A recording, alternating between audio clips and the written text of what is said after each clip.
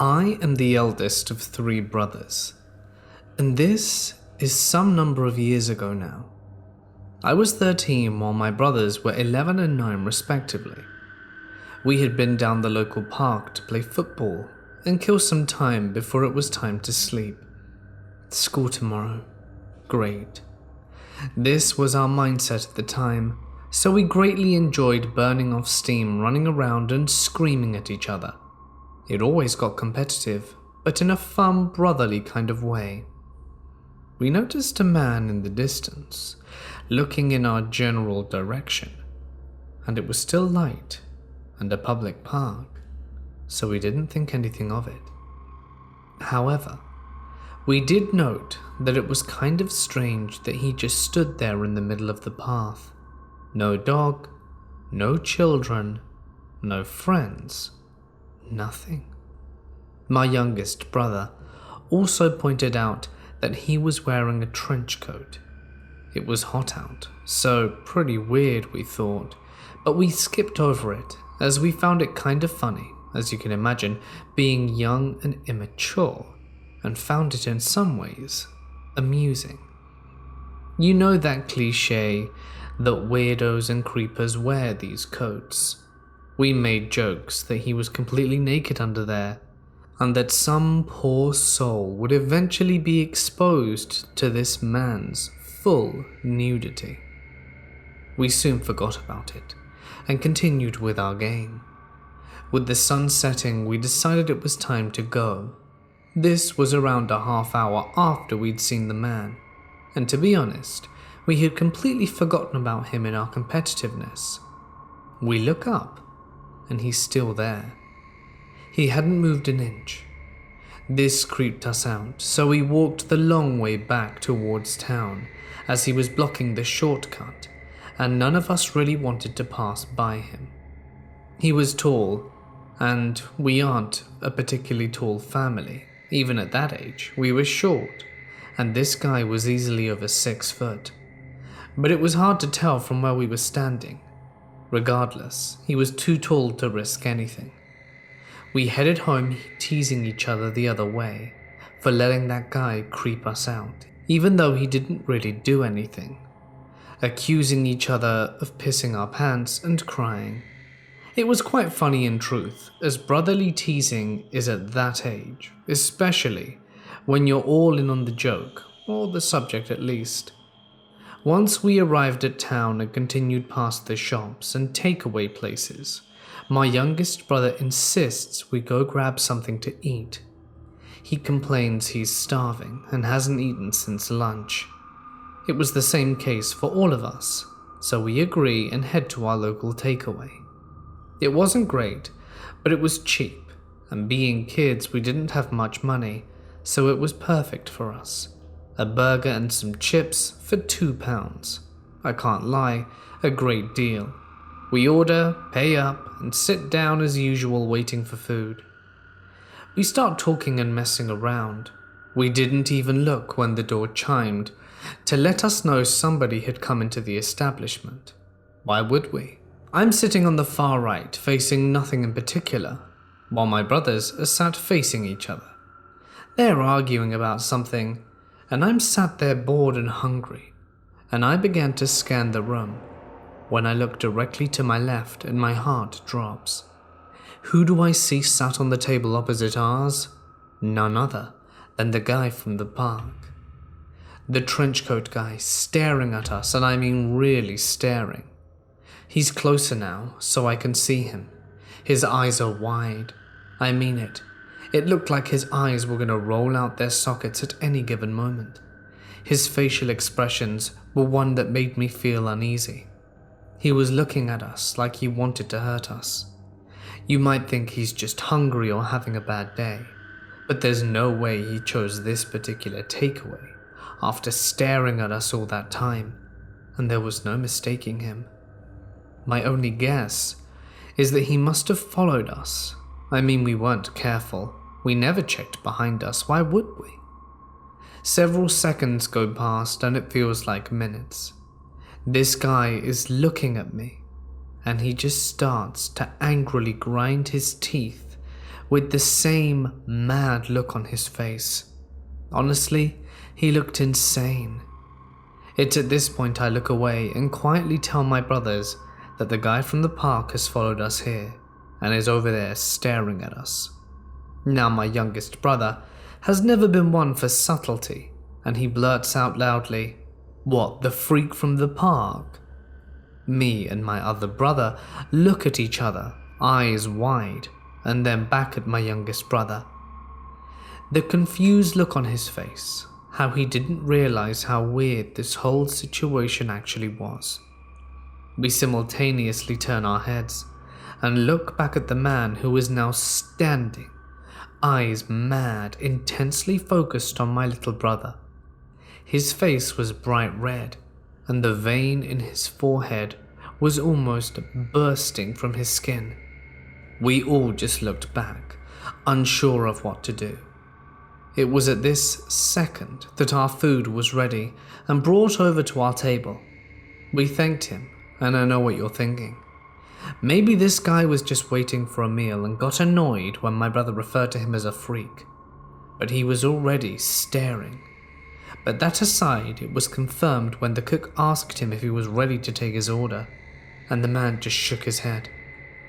We were all starting to feel a little on edge, but figured surely the safest thing to do would be to stay inside a public place. So we started eating, and I even got a nudge from my brother. I look, and the man is now stood towering over us looking down.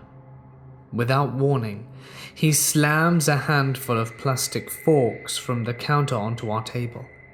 At first we try and ignore it, but he starts to breathe heavily, almost hyperventilating. Being the oldest, I feel I should say something in my sternest voice, which of course wasn't very stern at all. I told him we were fine, and thank you, and I hoped he enjoyed his meal. Kill him with kindness, I thought. Dumb idea. Without warning, he spreads all the forks frantically over the table, grabs a handful, and shoves them in his mouth and starts chewing them. I didn't have words. The noise is disgusting, and the crunching and choking. I look around to see if anyone else is seeing this, but there isn't anyone but us, and the cooks are in the back preparing the food. It's just us and this lunatic. Blood starts pouring from his mouth as he continues to churn these plastic forks, as he looks to my youngest brother and hisses. It's at this point we nope out of there and leave. We don't even take our food. Well, except my youngest brother, who I guess just wanted to leave after seeing. We didn't even take our food with us except for my youngest brother, who I guess just wanted to leave after seeing that, without even putting his plastic container down. We all quickly walk away, none of us talking. What could we say? We were speechless, but the look we gave each other was enough. Like, damn, did that really happen? Without warning, the man appeared from behind us, grabbed my youngest brother by the hand, and my blood turned to ice. I felt powerless. I felt paralyzed. He was so quiet. None of us heard him sneak up on us. We couldn't believe it. We'd looked behind us multiple times to make sure we weren't being followed. We were in shock he was there. He must have come through some side street or shortcut. Me and my brother just shot each other a panicked look, while my youngest brother struggled to set himself free. He hit him over the head with his food container, which was open, and of course did nothing. But as he pushed food into his eyes, it did give my brother and I a split second to do something, and I'll never forget it. Without thinking and without hesitation, my brother picked up a broken brick which lay in a pile next to a smashed up wall and swung it at the man's head with some force. He instantly let go but didn't fall, and we all booked it out of there. And he chased us, growling like some wild animal. He almost gained on us at one point, his long legs carrying him further with each stride. He was carrying something in his hand, but we were running, and couldn't see it, not that any of us wanted to find out. Eventually we lost him. in a somewhat busy part of town, and then finally made it home. We tried to tell our mum, but of course she didn't believe us. Mums never do. I know this story may seem tame to most, but it freaked us out, not least my youngest brother. Poor kid. He still hasn't been back to that takeaway. None of us have. So much for £2 meal deals. Never mind, a small price to pay. I'm just glad we did stop there that day and not head straight home. See, our mum doesn't trust us with a key, so she often leaves the front door unlocked until we arrive. If he had followed us there, and he had forced his way in, or even noticed this, it could have been much worse. I shudder to think. It was late spring in my 7th year of school. It was a rough school in a sketchy area. I was in the 3rd year of my middle school, crafting a magnet program to better integrate the classes, and the enrollment for the program was small. Even smaller numbers for female, so making female friends in an isolated environment as this was difficult at best. That's when I met Sabrina. She was non-magnet and wanted to have me and her friend Kylie spend the night, so I was thrilled. She lived in an apartment with her mother and brother that was across from a racetrack and a bar. Super sketchy area. Her mother sold handmade keychains at the flea market each weekend. This is important later. Things get weird about the time we get pizza and movies. Her mother was a little odd and hung out the whole time. Like, she was a 13-year-old girl and regularly going into her room and calling Sabrina. We couldn't ask what was up because her mum was always there, and this was the age of pages. So around 9 p.m. she goes to bed. To our dismay, 10 minutes later, she's calling Sabrina to come to bed too.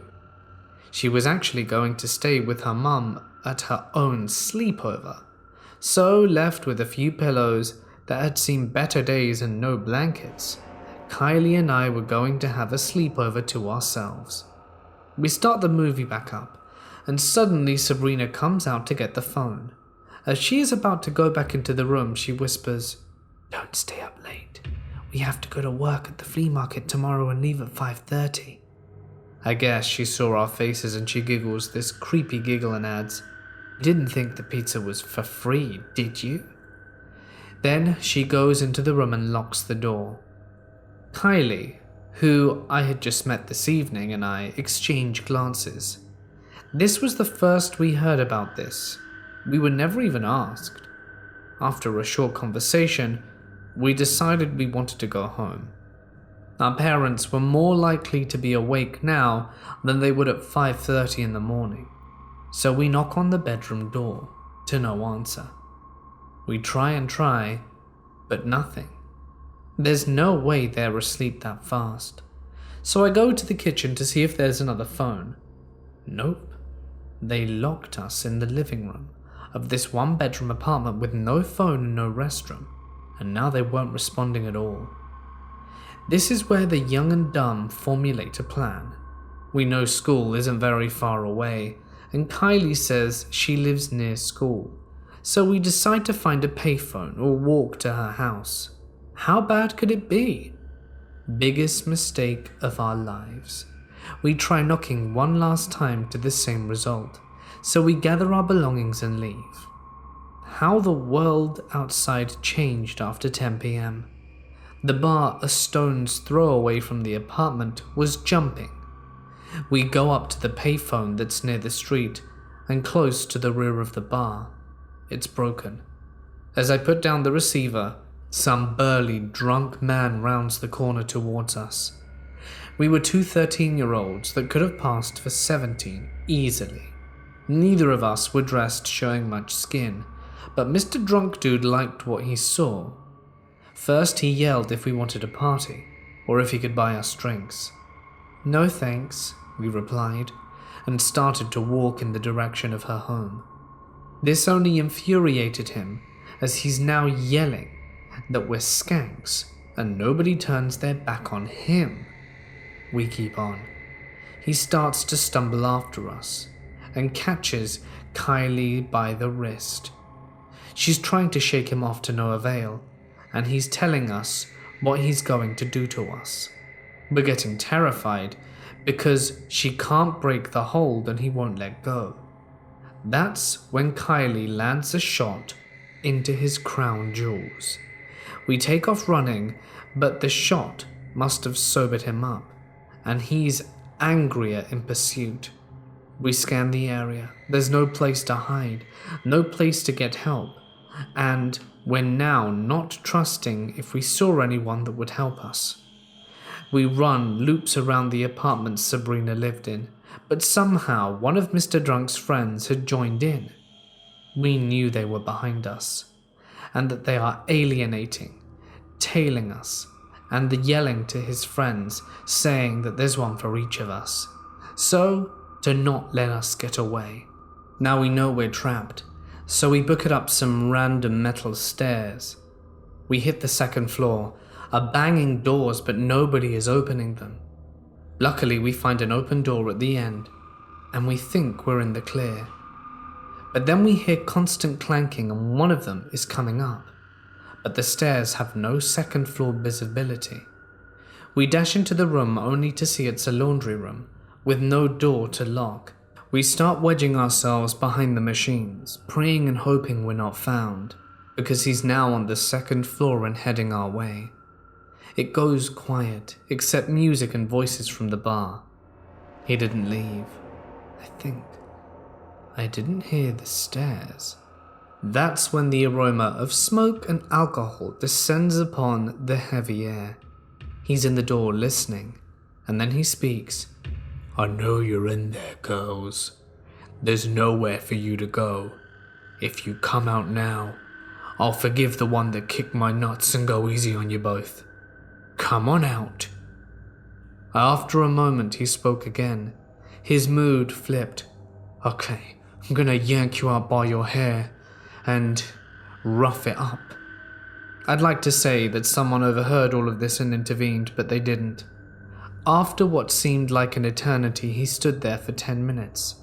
We heard him descend the stairs, and we were hiding an additional 15 minutes before checking to see if it was safe to leave. Long story short, we made it to Kylie's house, which was not as close as she said, but we had our lives. My father came to get me after midnight. The next morning, Sabrina's mother called and feigned cluelessness as to why we would leave, claiming we didn't knock, lied about taking the phone, and thought it was normal to make her daughter's friends have to work for free. Sabrina and I didn't speak much after Kylie's parents believed all of Sabrina's mother's nonsense and grounded her for a month. This was a long time ago, but it has stayed haunting me since. I was asleep for most of the day and woke up at 1 a.m. and I realized while asleep no one bought something to drink from the house, and I'm pretty sure the jug of water was all gone by this point. I decided to do what I usually do and go out to this one store that stays open even late at night. Now I usually try to avoid going there, so I try to avoid leaving too late to go outside to go get something if we really need it, mainly because the store sucks, and the fact I don't like being outside too late, even if I'm close or near my home, especially these streets. There's nothing wrong with my neighborhood, and it's quite safe actually. Just the 5 or 6 blocks between here and the block I have to turn to go down to get to the store. And my cousin, who is staying with me until he gets back on his feet, made me even more paranoid than I already am. He started talking about this woman going missing in our city and all this stuff, and that he actually saw a missing poster recently around here, which is rare to see as this neighborhood is quite safe. So I didn't really want to leave but knew I had to. I left the house and started walking to the store, and noticed this time there were 0 people out, not even any cars coming by. As I mentioned, usually you would see some people out, but not today. There was nothing. Just me. This put me on edge. I have a history of being followed because New York City can be like that. I always look back behind me. And when I'm walking, I always look behind me to confirm if a person is following me or not, and make a plan to be sure to evade them if necessary. I keep turning my head slightly to see through shadows and windows if something or someone was following me. Nothing and no one showed up. I did my usual and crossed the street on the 3rd block and kept walking down the same path, just on a different side of the road. I only do this because once I get to the 5th block, I have to be on that side of the road to turn the corner and walk down that block. As I said, I would turn around to check if someone has popped up and if they're following me. To my surprise, there's this black SUV slowly driving right behind me. I couldn't see who was inside. At first, I try not to let paranoia get the better of me and begin to rationalize the situation and thought this person was either looking for parking or was about to park due to the headlights that were pointed more in the direction of the sidewalk, as if it was about to go and park right next to it. To be honest, that rationalization of it made no sense since the block was filled with cars parked, and usually if a person can't find parking, they drive around and not slow down near a sidewalk. I kept looking back frequently to see what the person in the SUV was going to do, and the more I kept walking, the more I kept attempting to rationalize the situation. But that went out the window as the car kept going with no change of pace behind me onto a different block. And the only time it did change its pace was when I was starting to change my pace and walk faster. But it still went slow enough where you couldn't even hear it. My first thought was that if I couldn't run around and go back home, and I sure as hell can't find a police station around here to go into. If I'm being followed, obviously I should text someone and call them to talk to me just in case something happens. So I sent my location to the main people I spoke to, my mum, my boyfriend, and my friend and my dad. That was weird enough for her to detect that something was wrong. I kept looking behind me, and I guess I looked back enough where whoever was in the SUV noticed that I noticed them, and that's when they decided to speed up and go park at the beginning of the next block.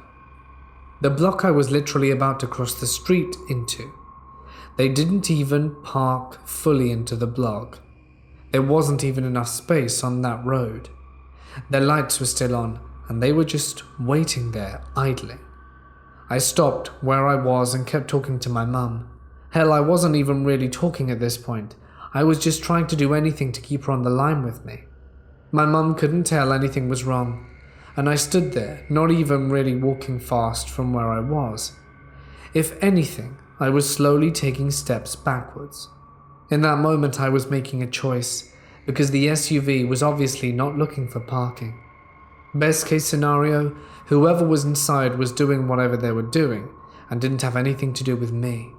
Worst case, they were planning to do something to me. Now, I didn't think the best case scenario was going on.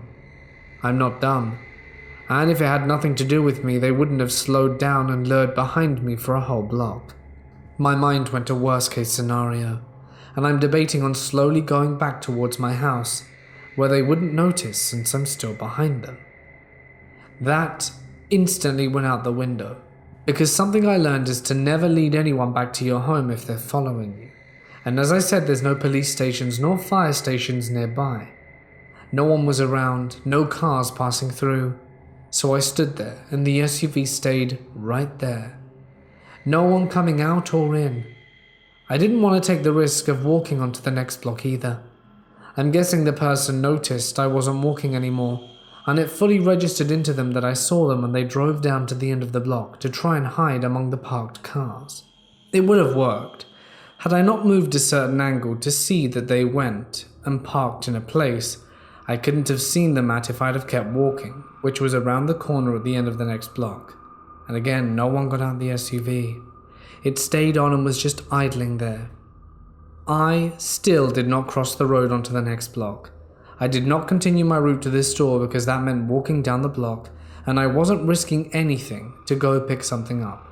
So I slowly took a few steps back, turned and went home, due to the fact whoever was inside wouldn't have noticed if I turned around and left.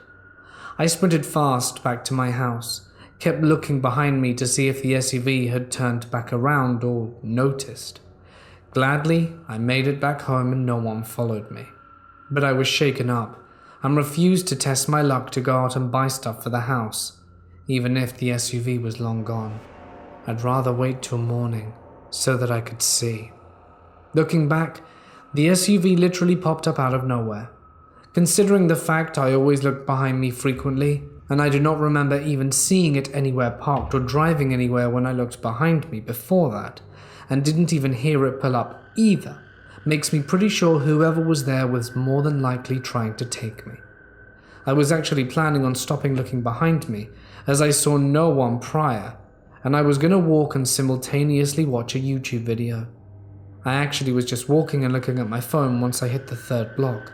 Had something not told me in my intuition to look behind me, I wouldn't have noticed the SUV, and don't even want to imagine what would have happened because of that.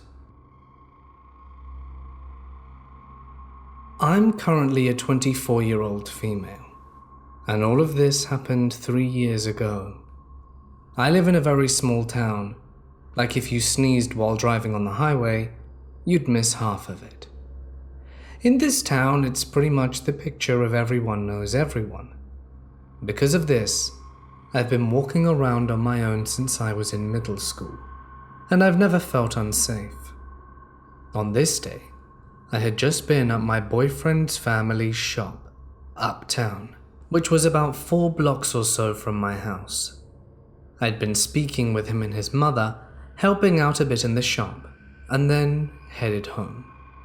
My boyfriend and I didn't live together yet. I still resided with my grandmother and brother. When I was about a street away from my house, a car pulled up beside me, and it was a guy named Ben who I've known for a long time.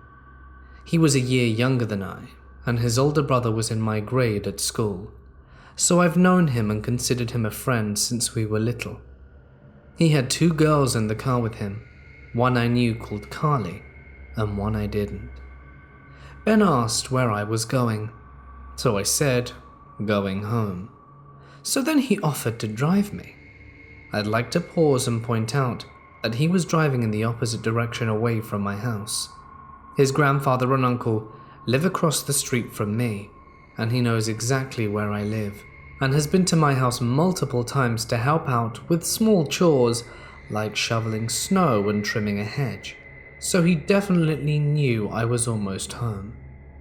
Ben would have had to drive all the way around the block to take me home, and I was literally 1 street away from it, and I could see my house from where I was standing, so I politely declined, and said it would only take me a few more minutes to walk there. He then offered again, but insisted, "Can I give you a ride?" It had changed to, "Just get in the car," and I started getting weird vibes, so I declined again, thanked him for the offer, and wished him a good afternoon, and started walking. He then put his car in reverse and backed down the street, following me and matching my pace. Now I hear him say something to the effect of, "Don't just walk off, get in the car now." I've gotten rides with friends before. I've even ridden with Ben in a car that mutual friends were driving, because it was 100 degrees out and I had to walk to the square, and they passed by me as I was leaving the house. I do have a car and a license, but I'm pretty much broke and don't like to use gas if I can help it. So I walk a lot. Not to mention the fact that outside 1 or 2 locations, anywhere I need to go in the town is less than a 30-minute walk from my house. As I've said, very small town. I've accepted rides from friends before when it was pouring with rain or freezing cold, or if I had armfuls of groceries from the dollar store down the road from me. And once, for a week or 2, I rode with friends to school or co-workers to work because my car got totaled in a collision. Thankfully, everyone was fine in that. But on this day, it was a breezy and beautiful summer's day. I had no groceries, and with not a cloud in the sky and my front door just ahead of me. But yet Ben was insisting and even demanding that I enter his car. At this point, Carly, who was in the back seat, was looking a little uncomfortable, and she looked like she was just going to try and get him to keep driving. The girl in the front, who I didn't know, was laughing, and looking back on it, she may or may not have been high. I kept telling Ben that I was fine, and I was less than 10 yards from my front door, but he kept insisting, swearing at me, and telling me to get in the car or else. Luckily, a truck drove up, and Ben had to drive away because he had pulled into the wrong side to talk to me and was blocking the road. I ran the rest of the way home, and messaged my boyfriend everything that just happened from the safety of my bedroom. I didn't tell my grandma just then because she was napping, and I didn't want to wake her. Now, remember how I'd said I'd been at their shop about 4 blocks away? Well, my boyfriend was at my front door in about 5. He, like me, does not drive. He ran the entire way, wanting to make sure I was okay since, apparently, Ben had some issues in the past that I was not aware of. I met him at our front door and told him again everything that happened. I kid you not. We stood on my front lawn talking. I looked up the street I had just walked down and saw the car, Ben's car, pull up the 4-way stop there facing my street. And he just sat there for a few minutes.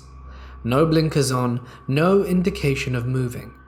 Then without signaling, he made a turn and vanished. Just a few minutes later, he appeared on the opposite end of my street, cruising very slowly, right past the empty lot next to my house. I was really freaking out. And then he showed up on the turnoff directly across the street from my front lawn and pulled up in front of me and my boyfriend. My boyfriend put himself between us as Ben rolled down his window and started saying he wanted to speak to me. The 2 girls were still with him, and now Carly looked really uncomfortable, but I wasn't saying anything. The other one was still grinning and laughing. My boyfriend was yelling at Ben to back off and leave me alone. Ben was yelling that he wasn't doing anything to me, and I had moved from freaked out to full-on scared. My boyfriend was demanding why he was circling the house, and Ben claimed he hadn't been doing that. Now my grandma called me back inside because her phone was ringing, and it woke her up. I go in and Carly is calling from inside the car. For some reason, instead of rolling down the window and talking to me, she called my home phone to explain to me that Ben was just picking up a friend who lived down the turnoff, and he wasn't circling our place. She said this even though there was no one new in the car with them. So who were they picking up? I hung up, went back outside where my boyfriend and Ben were still having a shouting match, and eventually it culminated with Ben driving off. My boyfriend stuck around for a while to keep an eye out, but then needed to return to the shop to help his mother, as he'd run out and left her running it alone, only stopping long enough to say I needed help. He told me to call if Ben returned, and to ring the cops if necessary. Literally not 20 minutes after my boyfriend left, Ben pulled up in front of my house again, but this time the girls were gone. It was just him. He knocked at my door and I was genuinely terrified that I hid where he couldn't see me through the door, and my grandma answered. Now, my grandma raised 6 kids, including me and my brother. She worked retail, had been a single mother, and dealt with all manner of assholes, and does not take crap from anyone. And this is a literal tank when it comes to kids. So the instant she pulled the door open, she started screaming at him that if he didn't leave me the hell alone, she was going to call the police, as well as tell everyone in his family, as again we lived across from his granddad and uncle, what he was doing to me. He started spouting some excuse about how it was only a joke and he was just kidding around. He also kept insisting he wanted to talk to me and asked her to let me outside to talk. I was still hiding at this point in tears and shaking, and my grandma tore into him, telling him she didn't care if it was just a joke. He was stalking me, had threatened me and harassed me by continuing to come to our home, and if he didn't get off our property in the next 60 seconds, the police would be arriving at his place very shortly. He then left, but for the next month or more, I was terrified of running into him alone again. If I went anywhere, I had someone come with me, and I didn't walk anywhere for weeks. I found out later that he had shown up at my boyfriend's mum's shop later that day, but my boyfriend and his brother had yelled him out. I'm not sure if maybe he thought I'd be there, or if he was just trying to convince them it was just a joke. About a year after all this happened, I ran into Ben while I was out, and he gave me an apology for scaring me, insisting he'd only been joking and I overreacted. I, being a bit of a pushover, decided to accept his apology, but I let him know that he had severely damaged my trust in him, and that he should never expect me to go or be anywhere alone with him again. He accepted that, and now, years later, I've seen him a few different times in public places, and exchanged pleasantries with him before making an exit, and mostly when my boyfriend was present. Things got somewhat resolved between them as well, but my boyfriend made sure to let him know if he ever did something like that again, he would regret it. And to this day, I've never gone or stayed anywhere with Ben where it was just him and me. Anytime I run into him on a quiet street, I say a quick hello and keep walking. This has made me very wary. I'll always be looking over my shoulder to make sure he isn't there. So to the friend who followed me home, let's not meet again.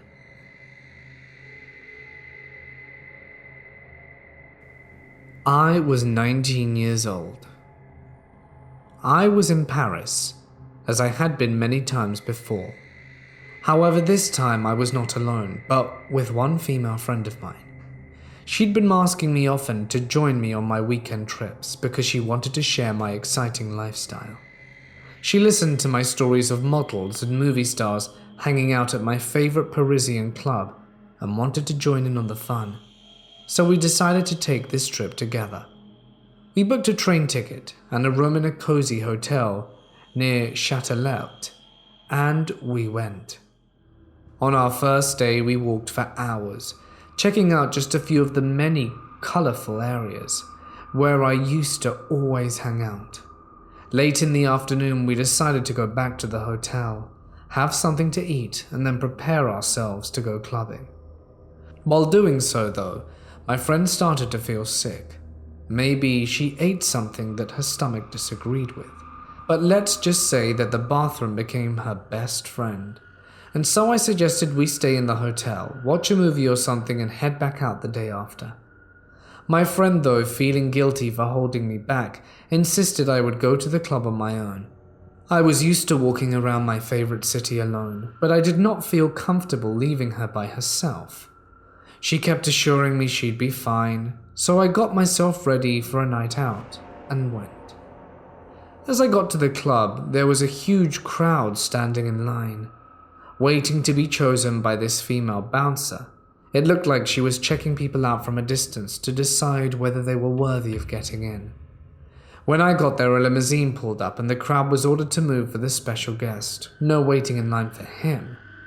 I was all the way in the back of the line, but since I'm very tall and back then had a model look, the bouncer looked me up, pointed at me and asked if I was alone. As soon as I told her, she gestured for me to come in.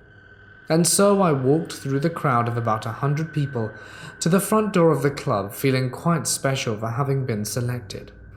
I had an amazing time.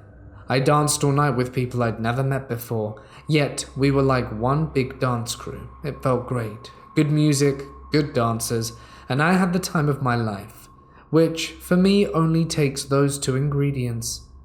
About 4 a.m, I felt it was time to go back to the hotel. I had an active day ahead of me, so I needed at least a few hours of sleep, and I left. I felt very at home in this big city, and I decided to walk back to the hotel. And although every now and then a car would pull up next to me, thinking I was walking around so late looking for work, a simple no always made it clear that my purpose was actually from get to A to B, and not make money while doing so. I felt totally safe as I continued my little stroll in the early morning, gradually approaching the hotel.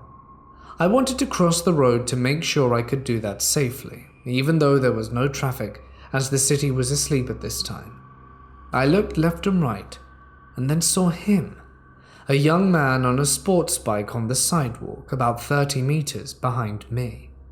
As soon as he saw that I had noticed him, he sped up and started riding his bike next to me. I crossed the road and he followed, asking for a cigarette. I told him I don't smoke, but considering the fact that I was female and all by myself, I decided not to be kind to him. In this situation, it might easily be misunderstood. I answered, but that was it. I clearly showed him I wasn't in the mood to talk, and he seemed numb to the rejection and carried on behind me, without saying a word. Meanwhile, we had gotten to this small park, Chatalet, which separated me from the hotel, but I felt uneasy and started to panic because of this guy.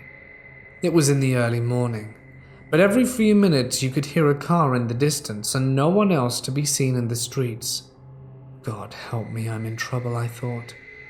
And this is what makes the story unbelievable.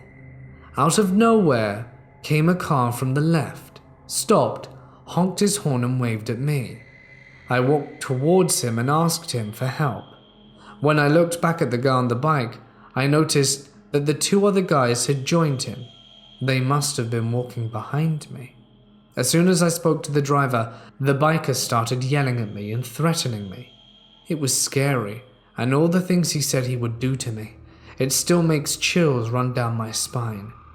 The guy in the car, a total stranger, told me that he was willing to help me take me back to my hotel, however risky that was. Refusing his offer meant that I would be alone again, and then definitely in danger. So I jumped in. When he started driving, I was still in shock, but every time he turned into a street that would just seem to go in the other direction, I panicked. He assured me that if I felt unsafe, I could just get out, and that there are many one-way streets in Paris, and there was simply no other way to get to where I wanted to go. I trusted him, and he did as he said and drove me to the front door of my hotel and left. I went to my room and had a very scary story to tell to my friend, who was quite happy after all that she had been unable to join me. My family lives in a small town in central Minnesota, and things like this hardly ever happen here. It was a startling surprise. Anyway, last night my mother and my grandma decided to go shopping at a Target in a nearby town for groceries and a couple of other things for my grandmother's house. They pulled into the parking lot, entered the store and began shopping. Pretty normal night shopping so far. My grandma and mum usually shop separately, so they grabbed carts and went off in their own directions. This is when things got a little weird. My mum and grandma both noticed this rather strange man wearing a tan t-shirt and bland jeans, aimlessly walking the empty aisles of Target, seemingly with no objective. My mum had noticed him a few times at that point, always in the same aisle as her, and each time he had been throwing small glances at her, trying really hard to be inconspicuous, but failing. He would just stand there, throw glances at her, whilst pretending to browse the shelves. My mum was starting to get a little creeped out at this point, but tried to brush it off. Mum moved on to another aisle to look for Gatorade cases, and happened to lose him for a bit. My mother, now feeling a little better because the man was nowhere to be found, picked up some Gatorade, threw it in the cart, and glanced at her list once more. Just as she was about to move on to the chips aisle, she received an ominous call from my grandma. Evidently, after my mum left the aisle the man was in, my grandma noticed the same man speed walking down the center aisle of the grocery section, looking down each aisle for my mum, turning his head wildly in every direction. My grandma told her to be careful, and my mum agreed and hung up to hurry up and finish her shopping. As they were finishing up, my mum went over to the cards shelf and looked at a few things. As she was doing this, the man seemed to appear out of nowhere, and my mum nearly plowed him over with her cart. She quickly apologized, but as soon as she saw his face, she made a beeline for the checkout 50 meters away where my grandma was waiting. My mum and grandma checked out together, hearts pounding as the man walked up right behind them in the checkout line, a little too close for comfort. The man was apparently hunched over, his head concealed as he was facing away from them, taking notes or something with a small notepad, while looking at every one of them once in a while. My mum began to feel sick from fear at this point, and as soon as they paid, they took off quickly out the door to my mum's large SUV. The man was buying 2 small glass cups, giving them time to run off as he checked out himself. Unfortunately, my mum and grandma had only just begun to unload their groceries into the SUV when he came out staring them down.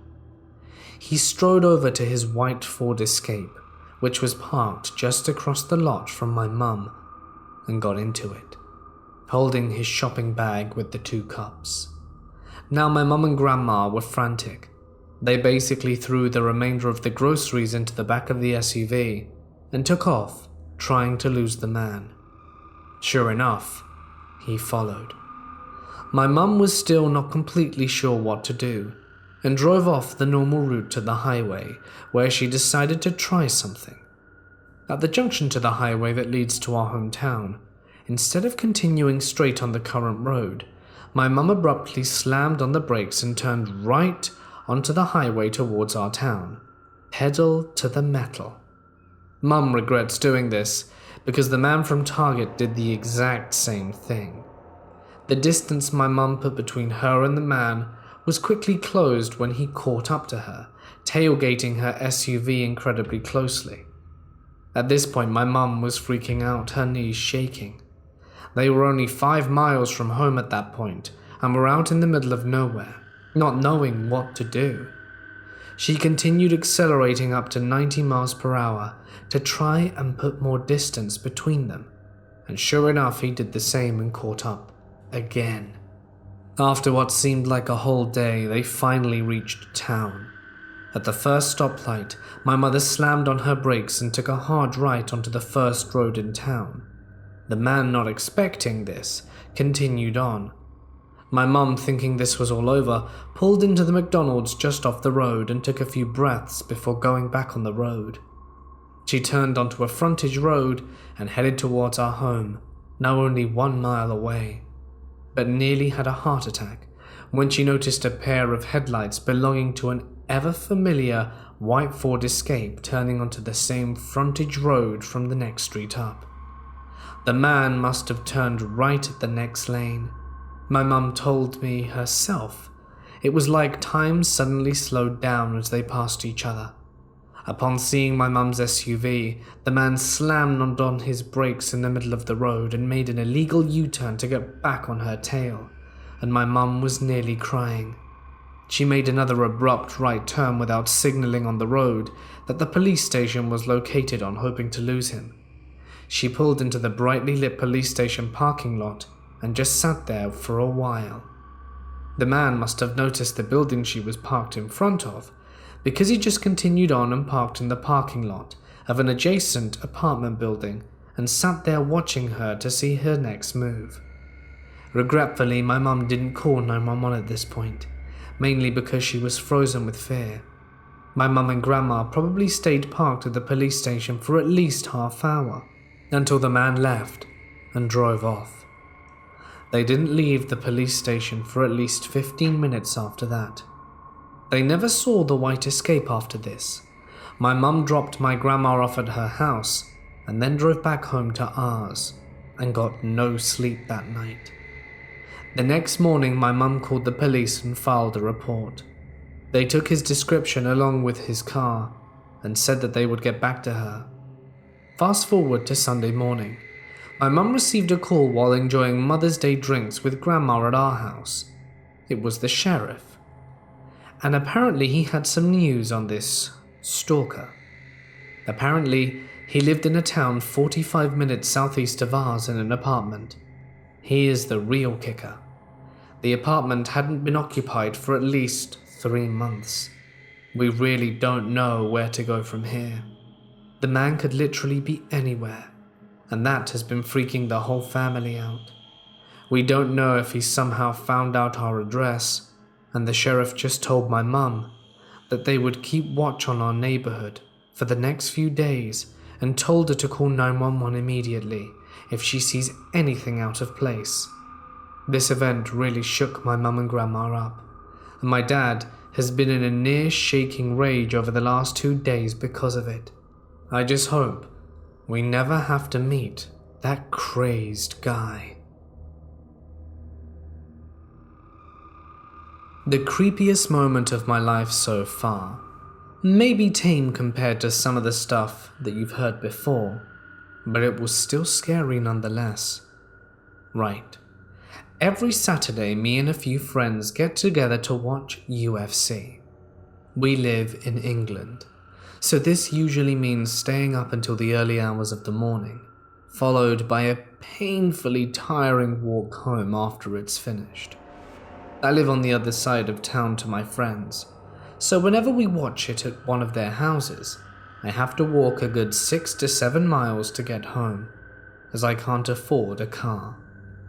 This was never a problem though, because I don't mind walking as long as I've got a bit of music to keep me company, and I was still a naive 17-year-old who thought everyone in my area was friendly and harmless. Needless to say, I was proven wrong. September last year, we were watching UFC. I remember it was John Jones versus Rampage because I lost a substantial amount of money on a bet when Rampage got completely dominated. The event went on until around 3 a.m., at which point we all parted ways and set off home. I had made this walk countless times and considered my chosen route perfectly safe, although looking back, it was probably the worst route I could have taken. I basically followed the main road for a mile, and this led to some back alley which led to a 5-mile home straight, consisting of a high road to my right and Forest Park to my left.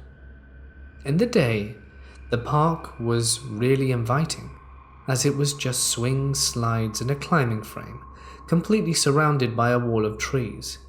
It was like something straight out of Center Parks. However, at night time, with the lack of light, it's a stereotypical, almost Scooby-Doo-like creepy place. I had made it to the home straight without interruption, and everything was going as normal. I remember I was listening to Hit the Road Jack by Ray Charles at the time.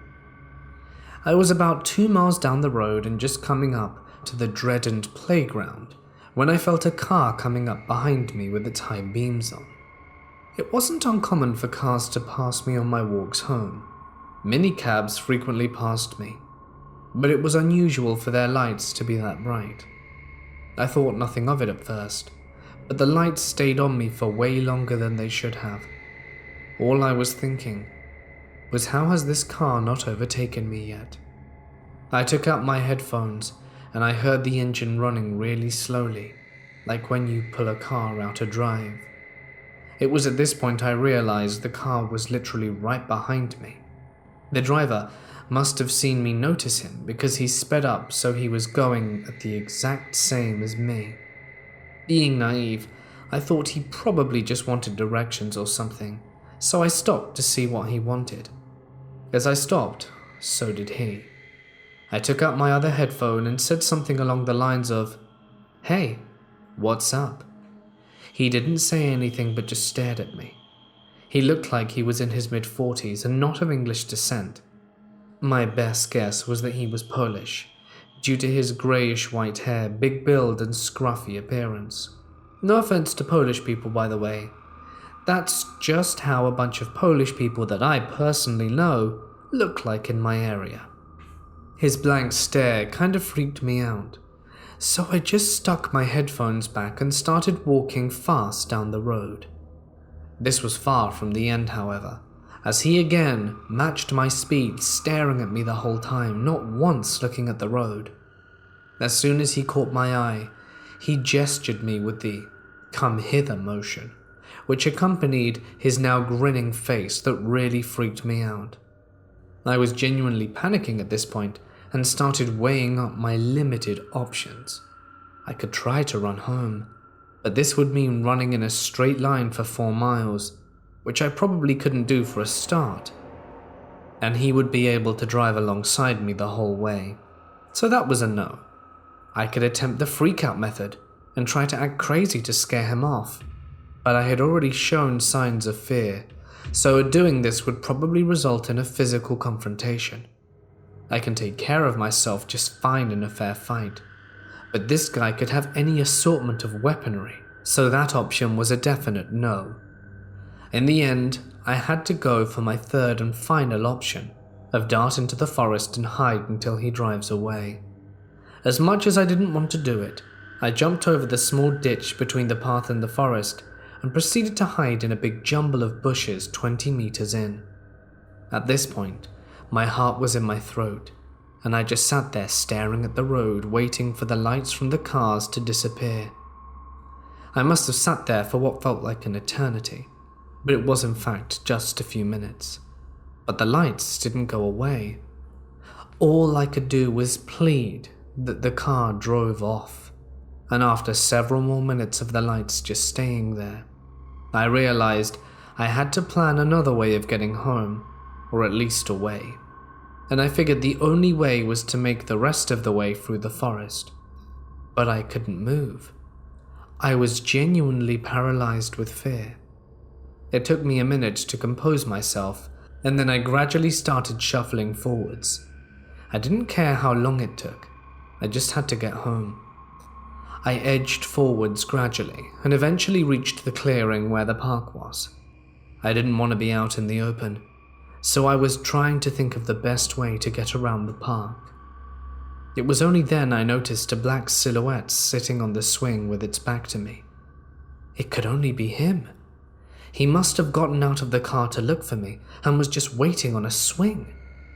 Tears were streaming down my face because I was sure that it was him. Once again, I found myself paralyzed with fear. He hadn't seen me, and I don't think he had heard me either. But the sickening feeling was in my stomach, and he just sat there rocking back and forth. I took a deep breath, and then sprinted as fast as I could back the way I came, back through the forest, and came out on the edge of the road where the home straight had started. I say sprinted, but I felt like one of those dreams where your legs don't work properly, and they just shake and wobble uncontrollably. From there, I ran all the way back to my friend's house. I don't remember much about the journey at all. It felt like 1 second I was in the forest, and the next, I was banging on his door and shaking uncontrollably. He let me in, and his parents called the police, who arrived about an hour or so later. I went to the station to make a report and give a description of the guy, but they never took it any further because my description didn't match anyone of known danger in the area. When my parents found out, they insisted that it be taken further, but the police seemed to think that nothing illegal actually happened, which is fair enough. I guess there's no way of knowing what his true intentions were, but as far as I'm concerned, I thought it was near the end for me that night. It goes without saying that I never walked home at that time of night again, and now I'm a hell of a lot more paranoid when it comes to strangers. About 4 years ago, I was a line cook at a restaurant that was located in a hotel. I worked at this restaurant for nearly 2 years with no problem, walking the half-mile or so distance it took me to reach the bus I took to get home from my job. This restaurant had a partnership with the hotel for late-night room service. So, pretty much every night after closing the restaurant, 1, sometimes 2 line cooks would stay until 3 a.m. preparing simple things like salads, sandwiches, and wraps that would be taken to rooms via hotel employees. Now, me being a recent college graduate in my early 20s would always volunteer for the extra hours. Student loans and rent cost a lot. As I said prior, I had worked this job for a decent amount of time with no problems, except for one rainy night I'll never forget. As I left work at 3 in the morning, I realized I messed up when I forgot an umbrella that day. I now had to make my normal walk under decent rainfall, and after lighting a cigarette and putting in my headphones, I was ready to make my unfortunate journey. I started on my normal routine walking back, cutting through the alleyways I had memorized as my shortcuts through the city. About halfway through my walk, a car started following me with the passenger window down. Aware of my surroundings, I had recognized this, but decided to mind my own business and keep my head down and carry on walking.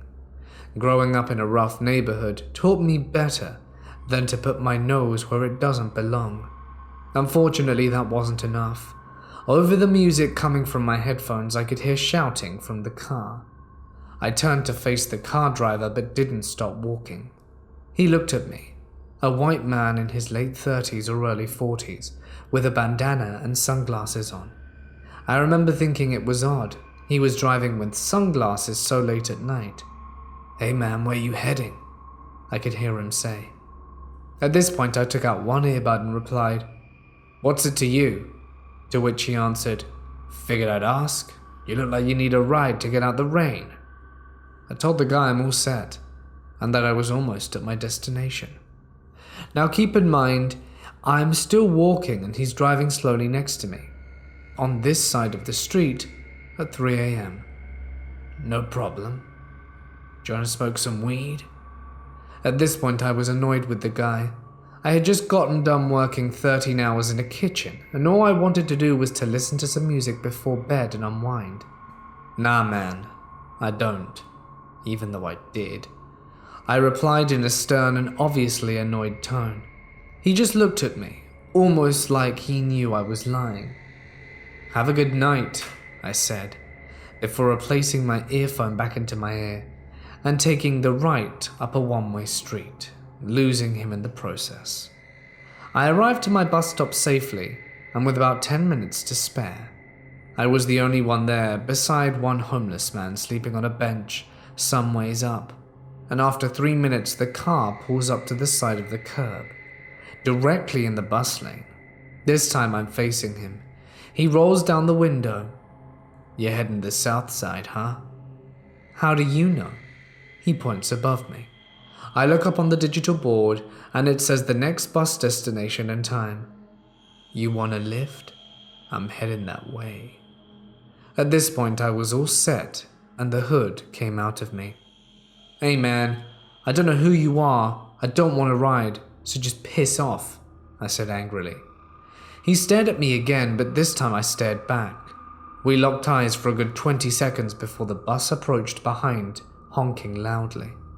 The guy checked his rearview mirror, rolled up the window and sped off. On the way home, I remember looking back behind me and my surroundings to make sure this creep didn't try and follow me home.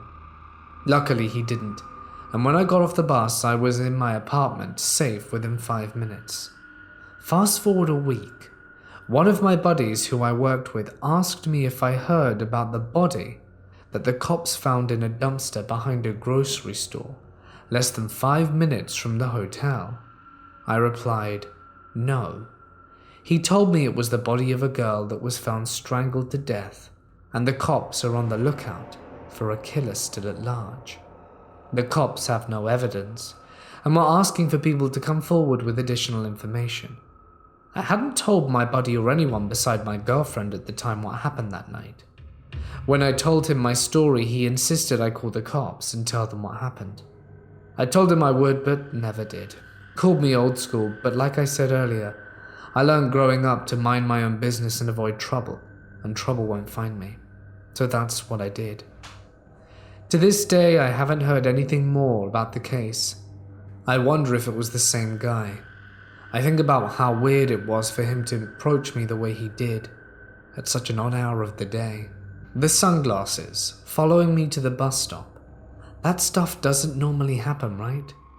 After that experience, I started walking home with my paring knife in my pocket, and walked with only one earphone in the whole time, so that I could better hear my surroundings. I also stopped volunteering for the overnight shift. Whoever killed that girl, I hope they get caught or has a change of heart. It's crazy how fragile life is. I was walking home from work late one night.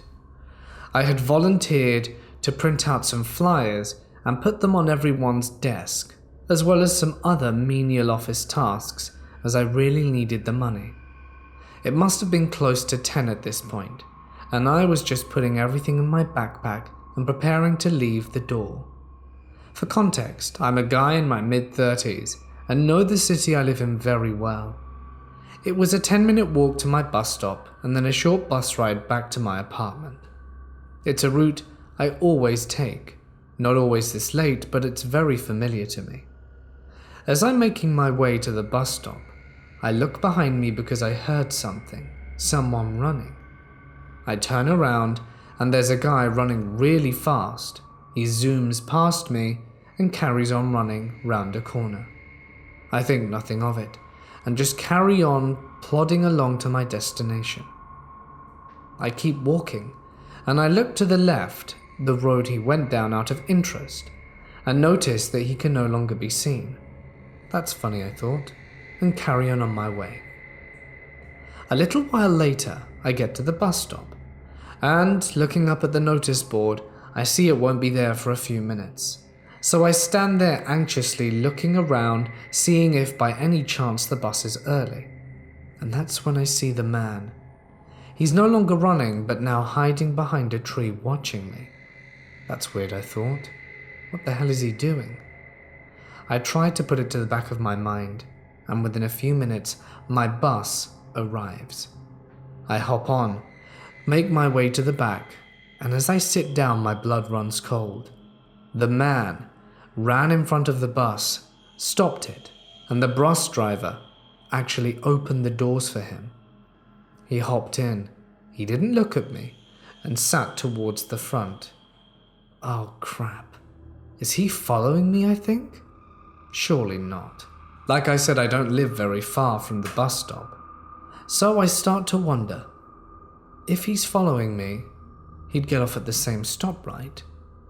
But there are so many stops on this bus that more likely than not, he won't be getting off. So I come up with the theory. I'm gonna get off at the stop before and bait him. And if he goes to the door, I'll say after you. And then as he gets off, I'll just stay on. I thought it was a clever idea. And as it got to the stop before mine, I got up as if I were going to leave. He obviously took notice, stands up, and is standing by the doors waiting for them to open. As they open, I say in my most customer service voice, "After you, sir." He looks up at me for the first time and walks off the bus. Just as I'm about to get off, I make out like I forgot something. And at that moment, the bus closes the doors and drives off. The guy is still standing at the bus stop, but the smile he had on his face is completely gone. There's a sour look with malice in his eyes as I drive away, staring at him through the window.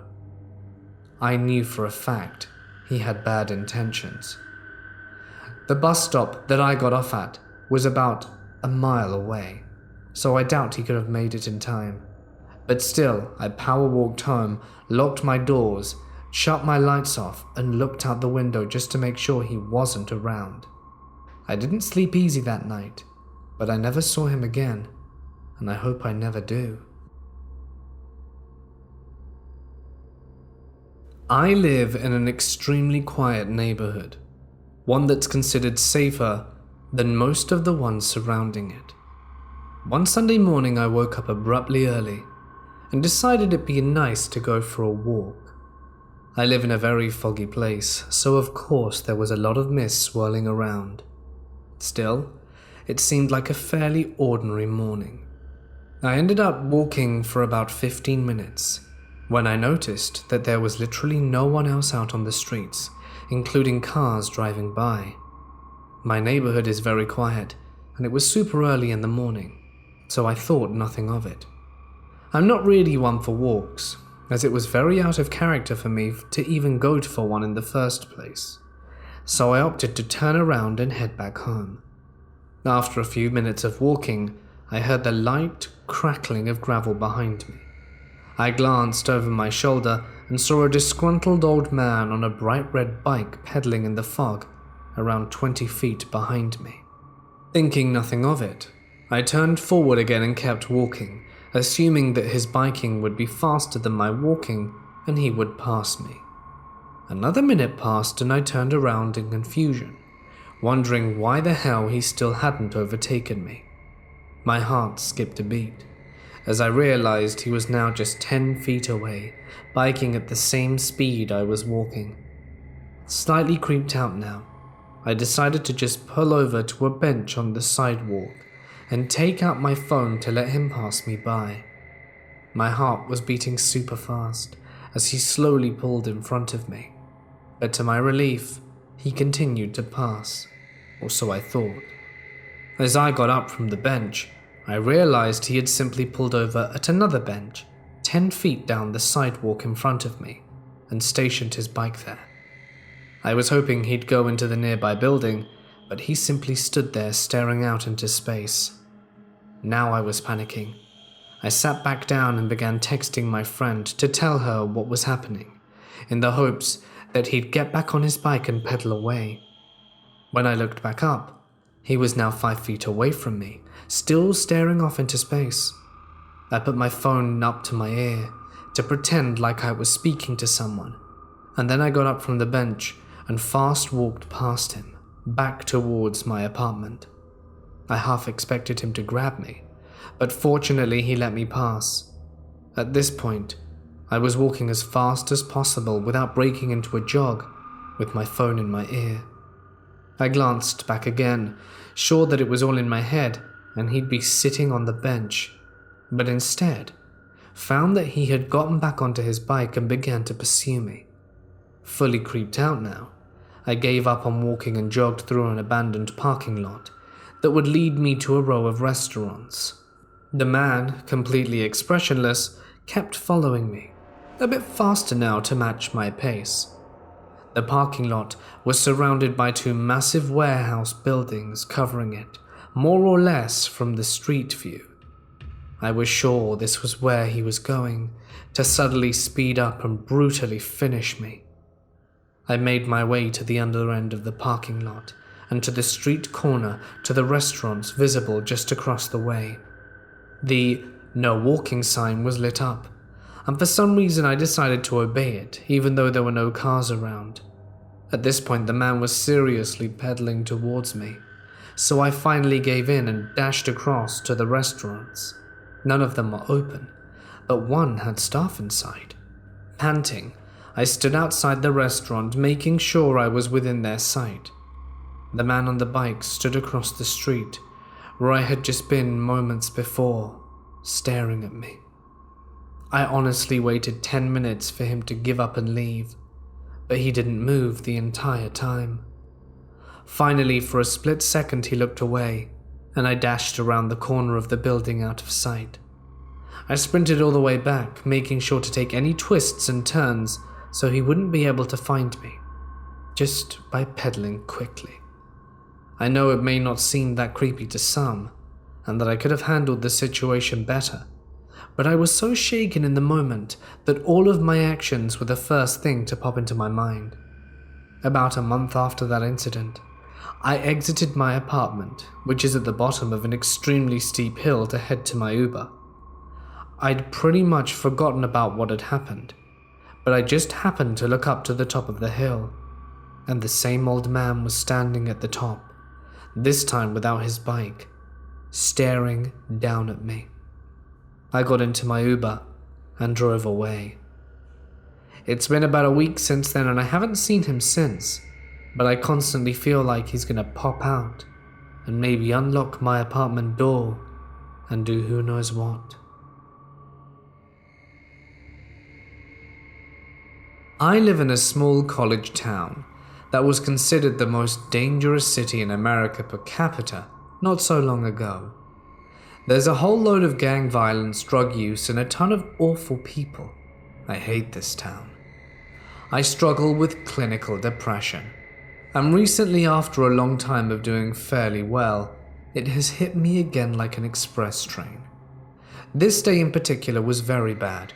I woke up and immediately just felt horrible. My whole day was just a blur of moping at school. So I ended up skipping my tennis class final hour as it was raining, and I wouldn't be missing out on anything.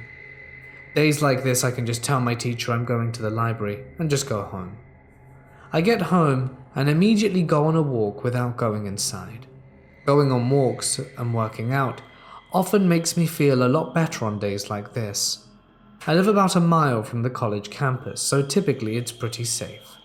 There's always police patrolling, and there are places where you can press a button in case of emergency everywhere on campus.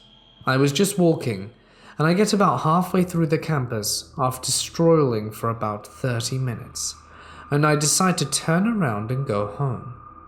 I opt to take a different path home and walk down the street where the off-campus apartments and frats are.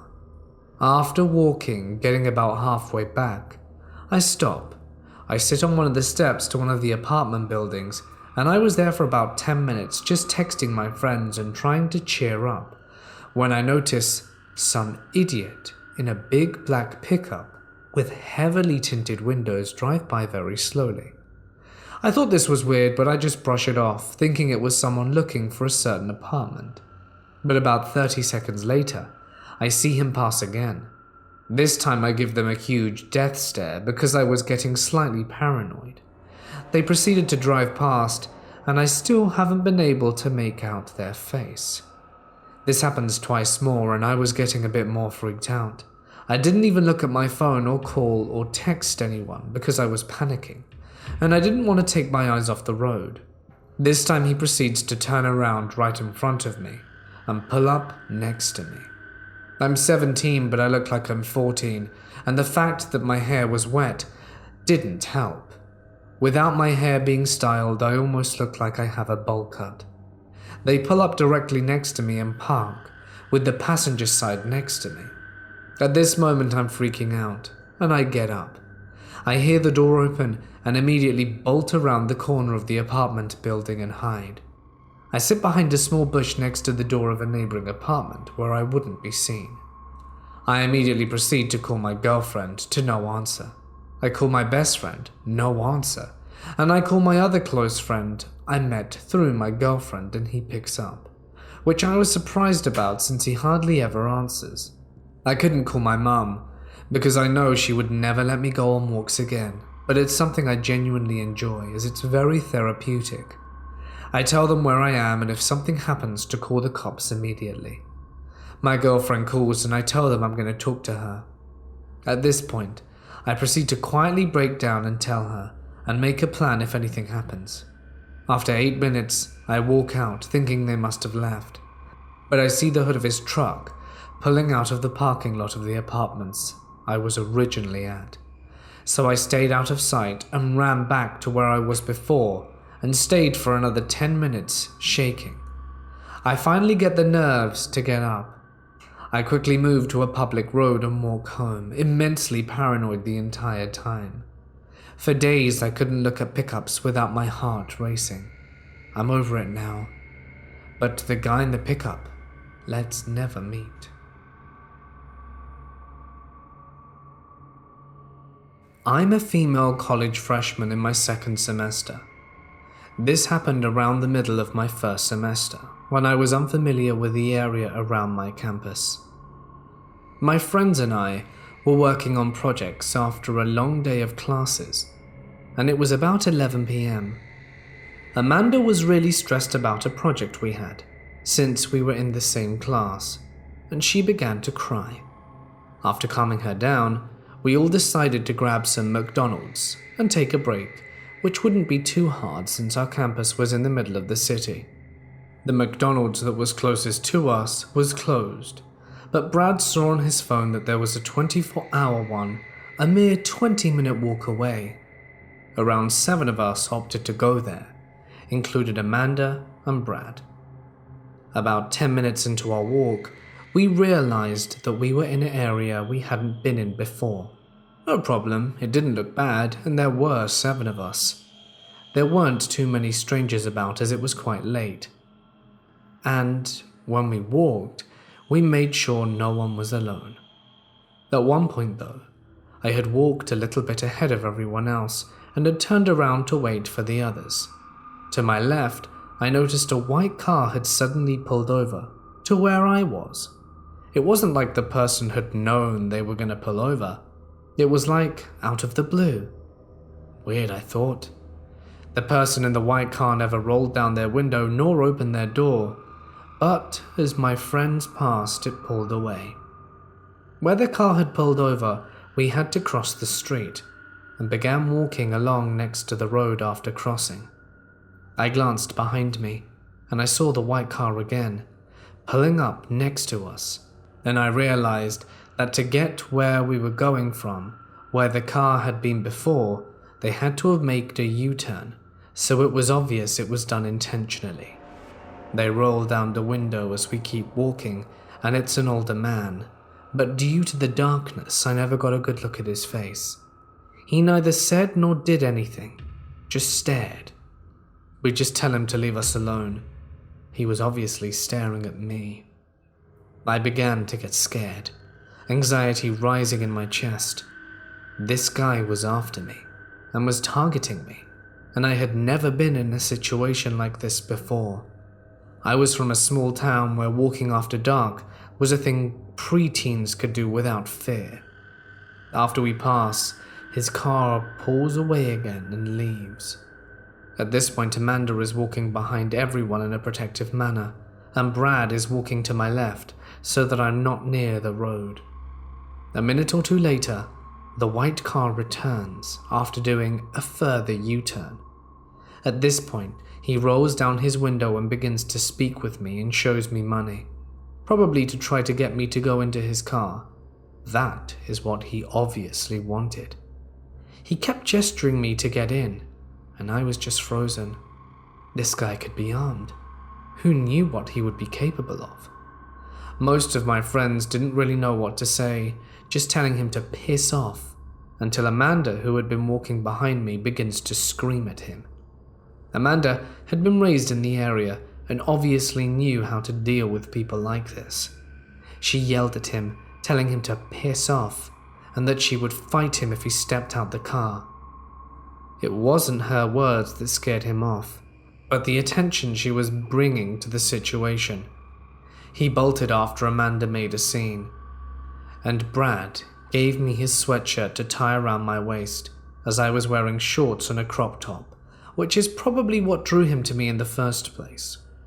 During this last encounter, when he was speeding off, Charlie grabbed a picture of this guy's plates. After that situation, we ended up in an even worse area, the kind of area with heroin needles littering the ground, but we didn't have the same kind of issues that we did before. Though I was still quite shaken up and scared of what had happened, I just wanted to go. We got to the McDonald's and found out they weren't even taking customers inside, only drive-through orders. So our goal basically fell flat, and we got harassment instead of chicken nuggets. We took 2 lifts back to our dorm, my group deciding to get cookies on the way back since the restaurant was a place we had known before and trusted. I haven't experienced anything like that or since, and haven't been in that area since, but I still feel a little bit of fear constrict me when I see a white car passing me a bit too slowly on the street, and when I'm in a city area I don't know well. So weirdo in the white car, let's not meet again. This happened when I was a lot younger, and sometimes I still think about it. At the time, I was around 10 years old, going to school in Osaka, Japan. I lived in America, But every summer my mum would take my youngest sister and I to Japan to see her mother and make us go to school, since Japanese schools go on until late July before their summer break. In the mornings, I would walk to school with my sister, and everything was usually okay. Although we'd get the occasional odd stare, since despite being half Japanese, in a smaller town like that, where no tourists ever come, we stuck out like a sore thumb.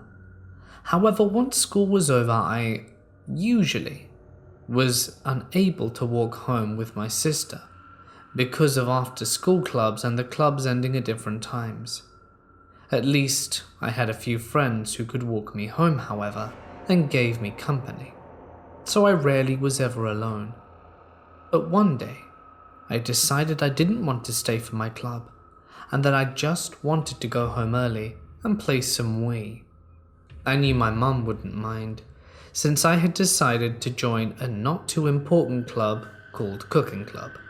My friends, however, had more obligation than I did, since they actually lived in Japan and went for the whole school year, unlike me, and could not accompany me home. My walk home started out fine, but rather quickly my 10-year-old self felt that something was off. There was a man in a baseball cap, wearing one of those cold masks, with baggy clothes following me. He was still a fair distance away from me too, so since I was a pretty naive kid, I shrugged it off and kept walking. But pretty soon after, I heard footsteps pretty close behind me now. I figured it was a different person, but being curious, I turned my head to see the same man closing the distance between us fairly quickly. I remember starting to feel pretty nervous at that point.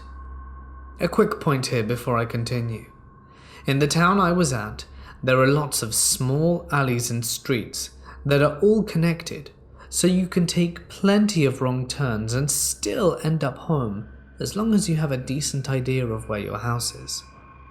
My brain does not function well at all when I'm nervous or stressed, so instinctively I turned into a small alleyway, which was honestly the dumbest thing I could have done. But at the time I figured that the man would keep walking and that would resolve all of this. But instead, he turned into the alleyway as well. At this point I started fast walking, but didn't want to straight up run, since I still wasn't 100% sure he was following me, and running would come off as kind of rude if the man wasn't following me. I began making random turns into streets and narrow alleys that I had never stepped foot into before, hoping that the man wouldn't follow me. Surely he was just an innocent man trying to get somewhere. However, even my dumb 10-year-old brain knew that after the 5th or 6th time I had made a random turn with the man still following me, that I was in danger. At the time, I was in a narrow alleyway with walls that were way taller than I was, so I couldn't see what was up ahead or next to me. I decided I should start running, not thinking that a grown man would be faster than me. I also was weighed down by my backpack and water bottle, so I can only imagine how slow I was. I could hear his footsteps much louder against the asphalt, and I was beyond scared at this point. I was sure I was going to get kidnapped and then murdered. I remember running with everything I had, to the point I was afraid I would literally run myself into the ground. But the alleyway went out into a street I recognized, where there was a supermarket, and thankfully several people were either walking or on their bicycles. I slowed down immediately.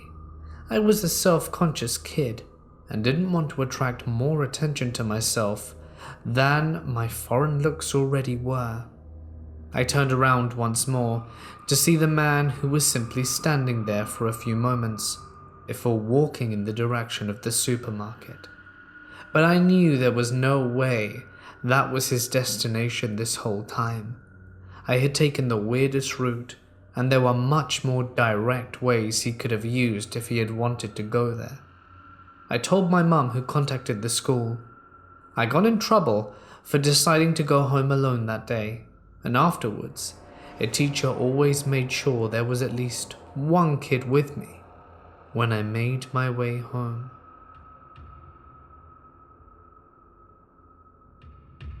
I had a friend called Alicia. My town is mostly quiet. Not much happens around here, so when I'm walking around, I don't feel like I'm in any danger. My town park has a section to this side which has hedges in the shape of a square, just over a meter high with some gravel. A statue and two benches facing each other about 10 plus meters away from each other. So because it has a statue, it's called the Memorial Park. Most dog walkers don't go in that area because a lot of people sit there and there isn't much room to throw a ball. Not to mention, there was a huge field-size area for dog walkers and anyone else to go just behind us. Me and my friend just sat on a bench talking when this old guy with a dog trailing behind him comes into the memorial area. I must mention that me and my friend were sat in that area because I, at the time, was deathly afraid of large dogs, so I had my eye on him. The second he walked in there, he starts throwing the ball for his dog to chase. Nothing too strange yet, apart from the fact he kept staring me down, and when we made eye contact, didn't look away. My friend looked over to him, then back to me, and each time the ball is thrown, it got closer and closer to me. Both the man and my friend can both see me visibly flinch and tense every time the dog runs to the ball. My friend took one last look at the man and suggested we leave. Now, there is one entrance/exit to the Memorial Park area. We didn't want to walk past him because he was stood next to the exit, so we chose to leave through the gap in the hedges in the back, which was made from so many people forcing their way through that area. The guy follows us through the gap at a distance. Seeing as it was almost time to go home, me and my friend start heading towards the town center. The guy and his dog, who was now on a lead in front of us, I clearly remember my friend taking quick looks at the guy as we walked, and her saying in hurried whispers that he was staring at me. We walked through the town center and walked to the bottom of the road where me and my friend would have to part ways. We stopped to talk about what I saw out the corner of my eye, and the man's pace visibly slowed. At this point, we had been walking around 10 to 15 minutes. He walked past us slowly and looked at me in the eyes and then turned and started walking up the road. I was going to have to walk down it, and my friend insisted she would walk me home just to be safe, and because her curfew was later than mine, she was lucky in that regard and would help me out. He walked not far in front of us the whole walk to my house, his head only occasionally turning to look back at us every few minutes. Me and my friend stood on my doorstep and spoke while he walked a little further down the road. Then he turned in the direction of my house, then got out his phone and started doing something on it. I watched as my friend walked away on a different road from the man to make sure he didn't follow her. Once she was out of sight, I rushed into my house and upstairs into the bathroom. I opened the window slightly and watched the man take one last look at my house and then walk away. The scary thing is, because it was almost 3 years ago, I can't remember what his face looks like. So if I did see him again, who knows if I would recognize him. I'm just glad he hasn't come stalking my house, at least as far as I'm aware. I'm a 16-year-old girl living in rural Virginia. The neighborhood I live in is in the woods and very safe. A few months back, I was walking home from the bus stop. It's about a half-mile walk from the bus stop to my house, but I don't mind walking at all. I live in the forest, and the trees were beautiful that day with beautiful weather. Field hockey practice was cancelled also, so it made walking home that much sweeter. Well, with us living out in the forest a ways away from anything urban or suburban for that matter, our little community is constantly expanding and in turn seeing new houses being built. I lived on a dead-end road with my house at the bottom of a hill, so our house is pretty shielded by the slope and surrounding trees. Just a few days before this creepy encounter, a construction company had begun to clear a lot on the other side of the road further down. At this time, they had orange tape bordering the lot, so no extensive clearing had been started yet. But as I walked home and started to walk down the road leading up to my house, I saw a tan truck pull up on the side of the road. Even months later, I can vividly recall that it had extremely tinted windows. You couldn't even see into the vehicle, let alone the driver. At first, I didn't think much of it, but once I got within 20-ish feet of it, the truck turned on its headlights and began to back up as I got closer. I am naturally a jumpy, paranoid person, so I immediately walked off the road and was onto a lawn, trying to put distance between the truck and myself. At first, I thought it was merely a coincidence that the truck just happened to back up as I got closer. But the moment I began to walk past it, the driver started to back up at an angle, positioning the rear end of the truck right in my path, putting the truck at an angle that effectively blocked the entire road. Now I began to panic a little. I quickened my pace and walked into my neighbor's yard, walking from that yard to the next. Once I had sidestepped the truck, it had stopped altogether, just sitting there in the middle of the road with its headlights on. At that moment, I knew the truck was indeed following me. I couldn't show the driver which house was mine, and still staring at the tanned truck, I walked from yard to yard, passing over driveways but never going onto the road. I walked past my house once, but made sure that I didn't look at it or give any indication that it was mine. After what seemed like minutes, the truck began to drive away, but very, very slowly. Once it drove up the street nearby, a few hundred feet or so, it stopped again to, I assume, see if I'd go into a house. I didn't. I stood there beside a trash can and stared at it, and after a minute or two, the truck finally drove off. I realized looking back that it could have just been someone looking at the lot undergoing construction, but it doesn't shake the uneasy feeling. I can't forget how utterly tinted those windows were, and how it literally followed me.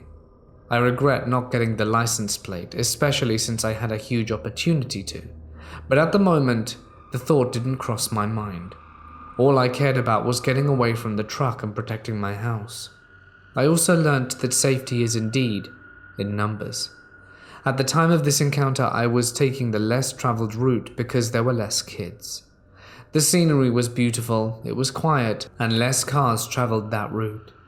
Now when I walk home, I walk with the rest of the kids and always keep an eye out for that truck. To the person in the tan truck, let's never meet.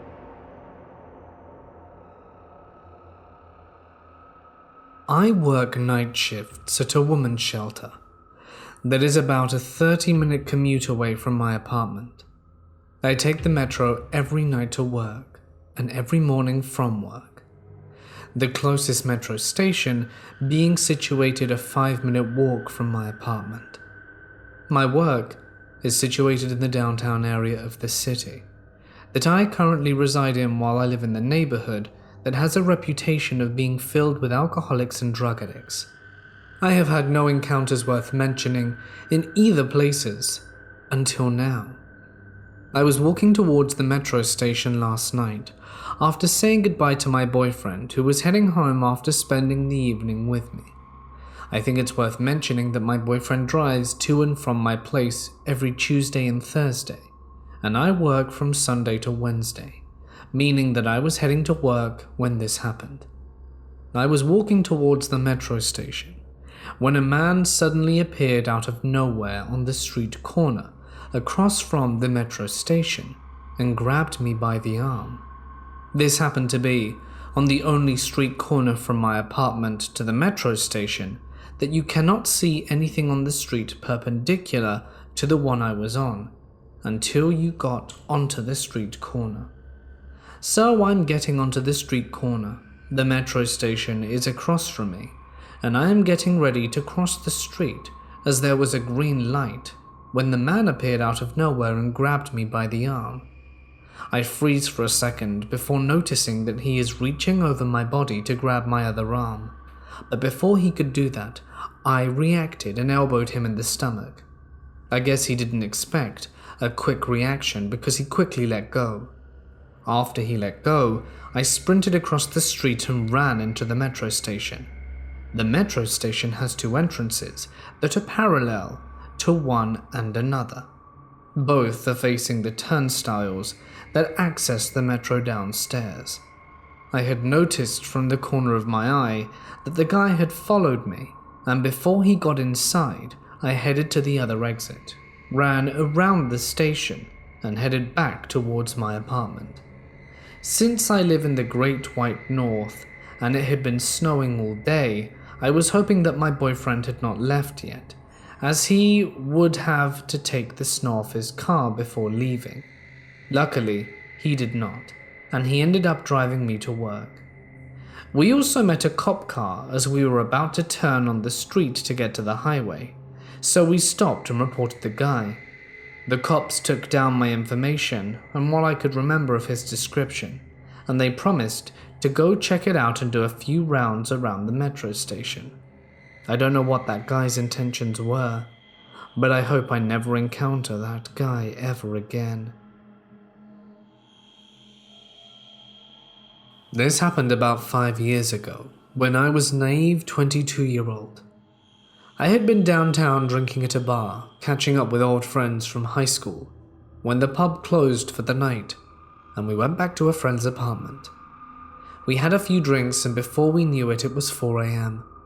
She offered me a place on the couch, but I had to waitress at 4 the next day, so I wanted to be home and do some errands before work. I thought I grabbed a $20 bill for a cab fare in case, but it turns out I only grabbed a $5, so opted for the bus. She lived about a 15 to 20 minute walk from the closest bus stop that I needed, so I left her place and began making my way. I was well aware of the dangers of this choice, but being a very young, naive girl, I assumed it would turn out okay, since I had been in similar situations before. I called my boyfriend at the time, and that possibly could have been a decision that saved my life that night. As I'm walking over this detour bridge downtown, I was telling my boyfriend, "It's going really well. I haven't seen a single person since I started walking." Shortly after I said that, I hear footsteps running. I look up to the part of the bridge that I was walking on and paused. Mid-run, directly in front of me, was this guy staring right into my eyes. He was panting slightly from the running. He didn't look like he was drunk, but his eyes were so wide, and I'll never forget that image for the rest of my life. I kept walking, trying to keep as calm as possible. I loudly say to my boyfriend what had just happened, and describe his physical appearance as best I can, and as loudly as I could, and told him my location. I also said, "If I stop talking to you for even 30 seconds, call the police and tell them everything I just told you." I decided to look back to see if he was following me, and sure enough, off to the side of the path I was on under a streetlight, he was there, a completely black silhouette that was this guy, standing stiff as a board facing me. I thought my heart was already racing, but that sight nearly gave me a heart attack. I walked faster, and after a minute I looked back over my shoulder, and he was in the exact same pose, just closer now, and under a different light post. At this point I had two options: continue on the path I was on, or make a run for it under this underpass that was extremely well lit. So I ran. I've been playing soccer and track all through high school, so I had some advantage. As I was in the underpass, I heard him sprint. I remember thinking, if you look back now, it could slow you down, but at least you'd know if he's following you or not. So I looked. I looked in time to witness him sprint past the lit area I was in. No time to rest, because I assumed he was looking to head me off somewhere, so I kept running until I reached a very busy and populated bus stop. As I was resting, from 3 to 4 blocks away, I saw him walking and look around everywhere, I assume looking for me. I got home and immediately called the cops, and one finally showed up to my apartment at 8 a.m. He took a statement, but there wasn't much they could do other than watch the area and keep his physical description in their database. The scariest part when I look back, over the whole course of the ordeal, I never saw him move until I made a run for it. It was like he was some kind of mannequin. So creepy late night stalker, let's not meet again.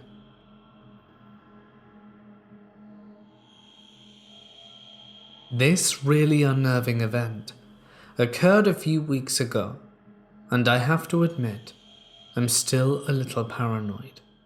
As a 16-year-old girl, the 5 friends that were with me during that day are the same age and all female.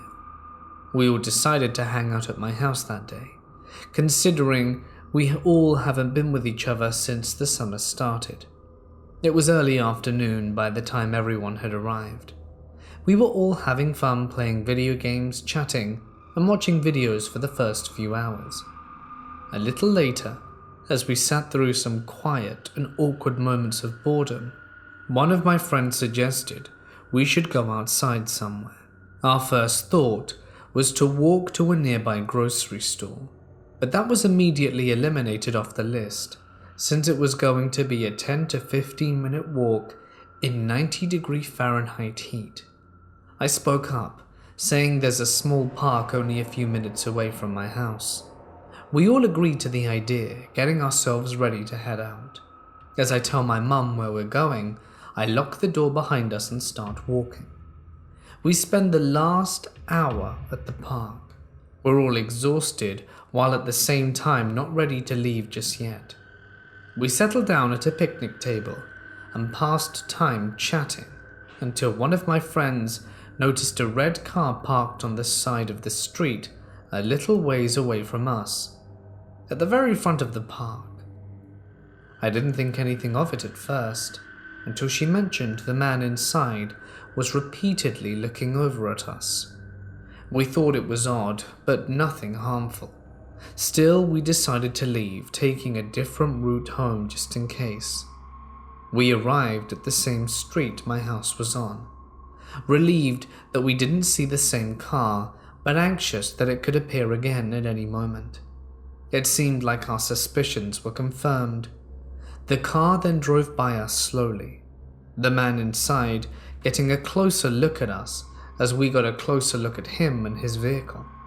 He was African American, slim, wearing a white baseball cap and muscle top, and driving a red 2003 Honda CR-V.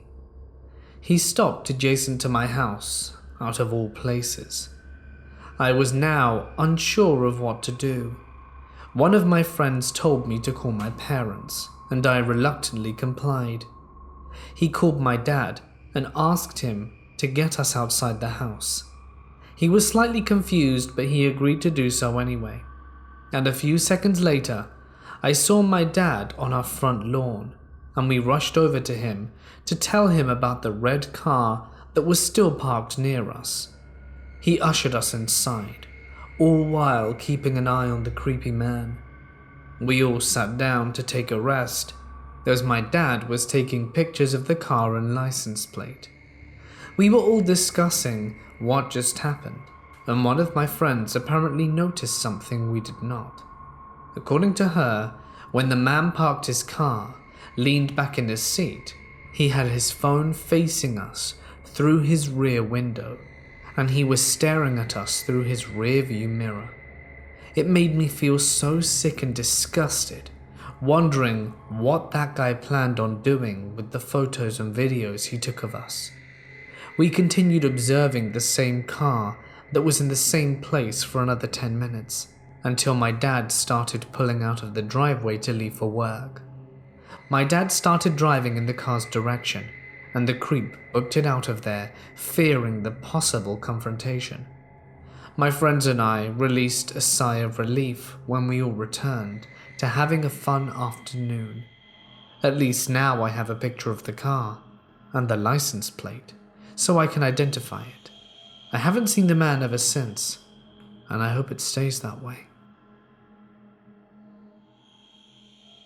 It was Halloween night, and I was 11. My mum had taken me to my cousin Lucy's house to trick or treat, because a few kids from my school lived on her street. Also, her closeted gay friend was with her, but we would all joke that we thought they were dating. He had a girlfriend before, but I think this was before he knew he was gay. We were allowed to walk quite a distance from my cousin's house, probably further than most older kids would or should for that matter. We trick-or-treated for a while and decided to make our way to the local Tesco, which is a local supermarket, to get a pumpkin as they were usually cheapest on Halloween night. On our way, we noticed a grown man in normal clothes besides one of the extra gruesome Halloween masks made seemingly just so adults can scare kids. It was an incredibly mutilated and bloodied face. He was hiding amid some bushes, but it seemed like he wanted us to see him. I remember thinking it was weird because he definitely seemed old, judging by his hands, so he wasn't just a teenager. I realized he seemed like one of these old sad dudes that get some perverse joy out of scaring little kids. When we had come out of the shop, we had a pumpkin each because they were so cheap. We saw the guy had moved to a closer bush and was tilting his head like something out of a horror movie. We laughed it off and walked back to Lucy's house. Just before we reached Lucy's street, we stopped for some reason. I think we were laughing at a joke or something, and then, as I was at the back of the group, I noticed the creepy guy was right behind us with his arms raised, and then made an attempt to grab me, but I stepped back. Not too exaggerated to the point he was obviously joking, but to the point it wasn't entirely obvious whether he was playing a simple prank or was absolutely insane. I assumed since he'd followed us home it was Lucy's dad, Ricky, with some fake old guy gloves, so I just turned around and said, "Uncle Rick," as my friend bolted away, and I soon followed. We got to Lucy's house and told our parents, and they seemed very concerned for some reason. A few years later, my dad told me that a guy on Lucy's street had been arrested before he moved there, so my dad and Rick threatened him that if he ever came near us, they would take care of him. I assumed this was an empty threat, although I do know how tough and protective dads can be. But I think that weirdo thought it was an empty threat too. I've always wondered if it was him and what would have happened to me and my friends. So, creepy guy, let's not meet again.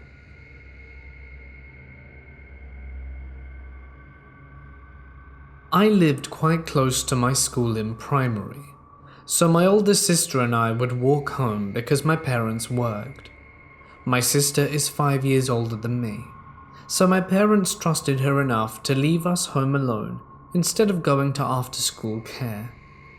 One day when I was in 3rd grade, I was asked by my teacher to stay back at the end of school. I told my sister, and she said she would just go home and wait there.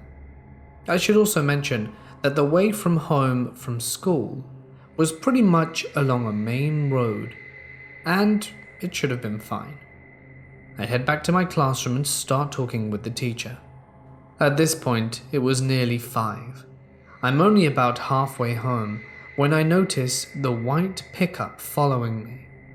I was only about 7, mind you, and you start being taught stranger danger and stuff like that, so it was still pretty fresh in my mind. The pickup gave off suspicious vibes, and the street felt empty. I remember it still being bright out, but this pickup was the only car on the road. Worse still, it wasn't even on the road. It was on the side, moving very slowly behind me. At this point, it was a red alarm in my young mind, as even then I was pretty cautious of everything. I looked back again, and this time I think whoever it was knew I was aware of them. This was bad, because I think they panicked and were driving a little quicker now to close the gap. I was also getting more panicked too. Then I remember thinking there's a path between the next houses. It leads to the back of other people's homes, and then to the street next to mine. I walk a little faster, and I guess they noticed too. I remember them speeding up a little bit, but still keeping a gap. I quickly turn down between the houses and start running as soon as I think I'm out of their sight. I hear the pickup go faster and then come to a stop.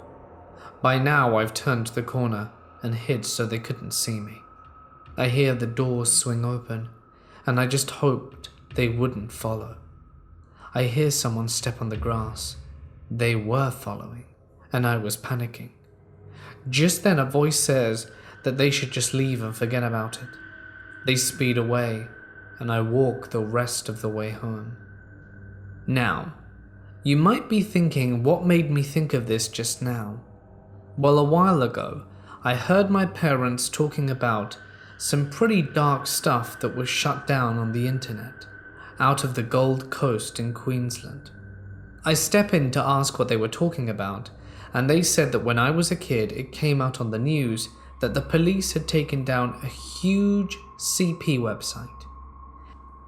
I then went and searched this up, and turns out that the guy in charge of the website ran it out of the suburb I lived in. I got chills reading the article. Remembering back, this all happened 2 years after the van incident. 29 kids were saved from abuse that were featured on that website. It just really gives me the chills to think that maybe the guy in the pickup truck was one of them.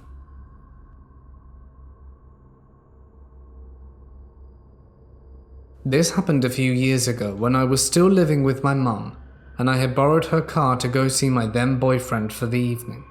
It was around midnight when I got back to my neighborhood, so the roads were empty. And that's when I noticed this dirty, run-down, rusted white utility van that a maintenance guy would drive, following me. I never even saw the driver's face, but I got this immediate sinking feeling in my stomach because something felt wrong about this van. Now, I was only 20 at the time, but I knew better than to just drive straight to my house and letting this person know exactly where I lived, no matter how desperately I wanted to just go home and ignore it. But I also wasn't 100% sure they actually were following me yet. I didn't want to jump to conclusions just because it was late and I was alone and paranoid. So I drove to a shopping complex a few minutes out the way that's well lit and has a public library to see if I was followed there. I thought I lost the van, but decided to wait in the parking lot a few minutes because I had a bad feeling I couldn't shake.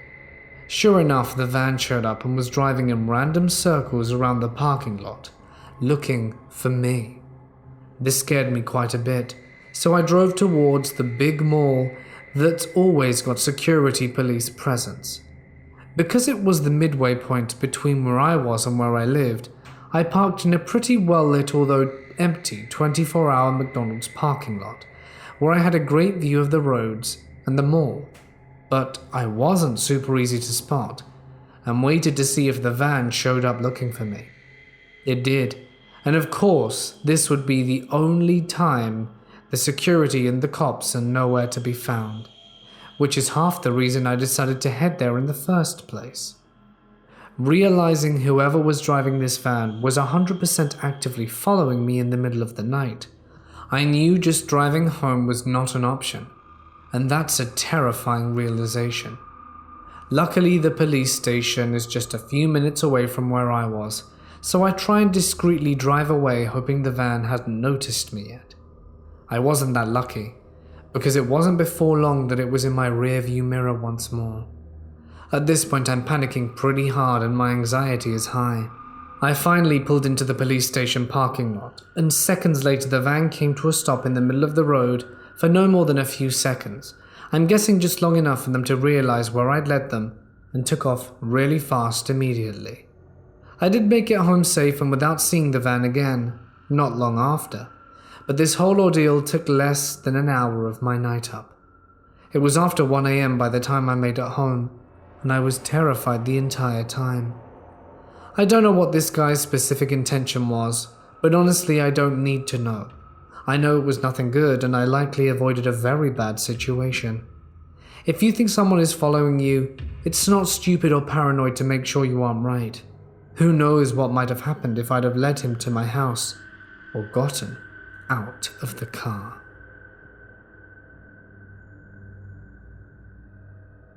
I was a 13-year-old girl, and an early bloomer, if you know what I mean.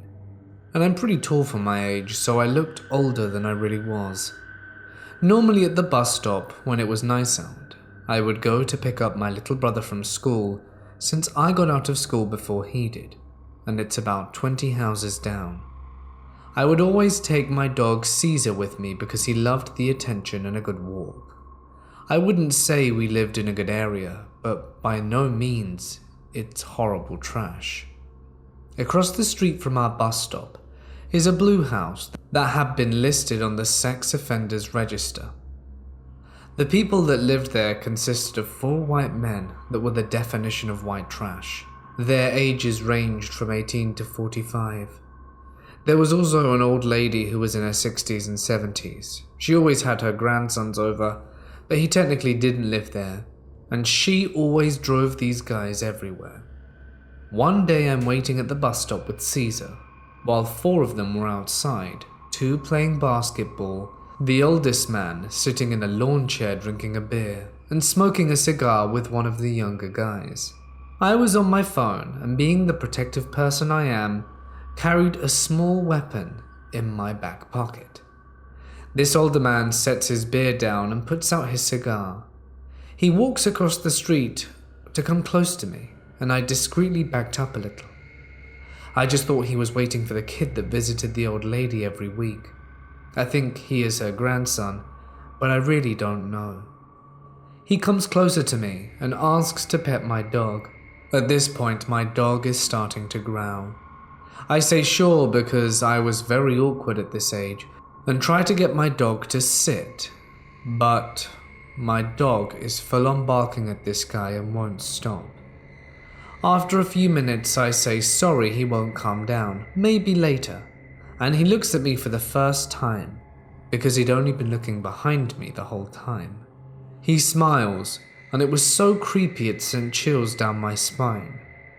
When I think about it now, he says it's alright, maybe next time you're here. He winks, walks away, and keeps clenching his fists, so hard his knuckles turn white. After he walks away, Caesar calms down a little, and he starts sniffing behind me. There are 2 huge trees and another row of houses behind me. He keeps pulling, so he sees a squirrel, which he only growls at, and then he starts barking at the tree. I walk him over to the actual bus stop, which is at the corner, and he finally calms down.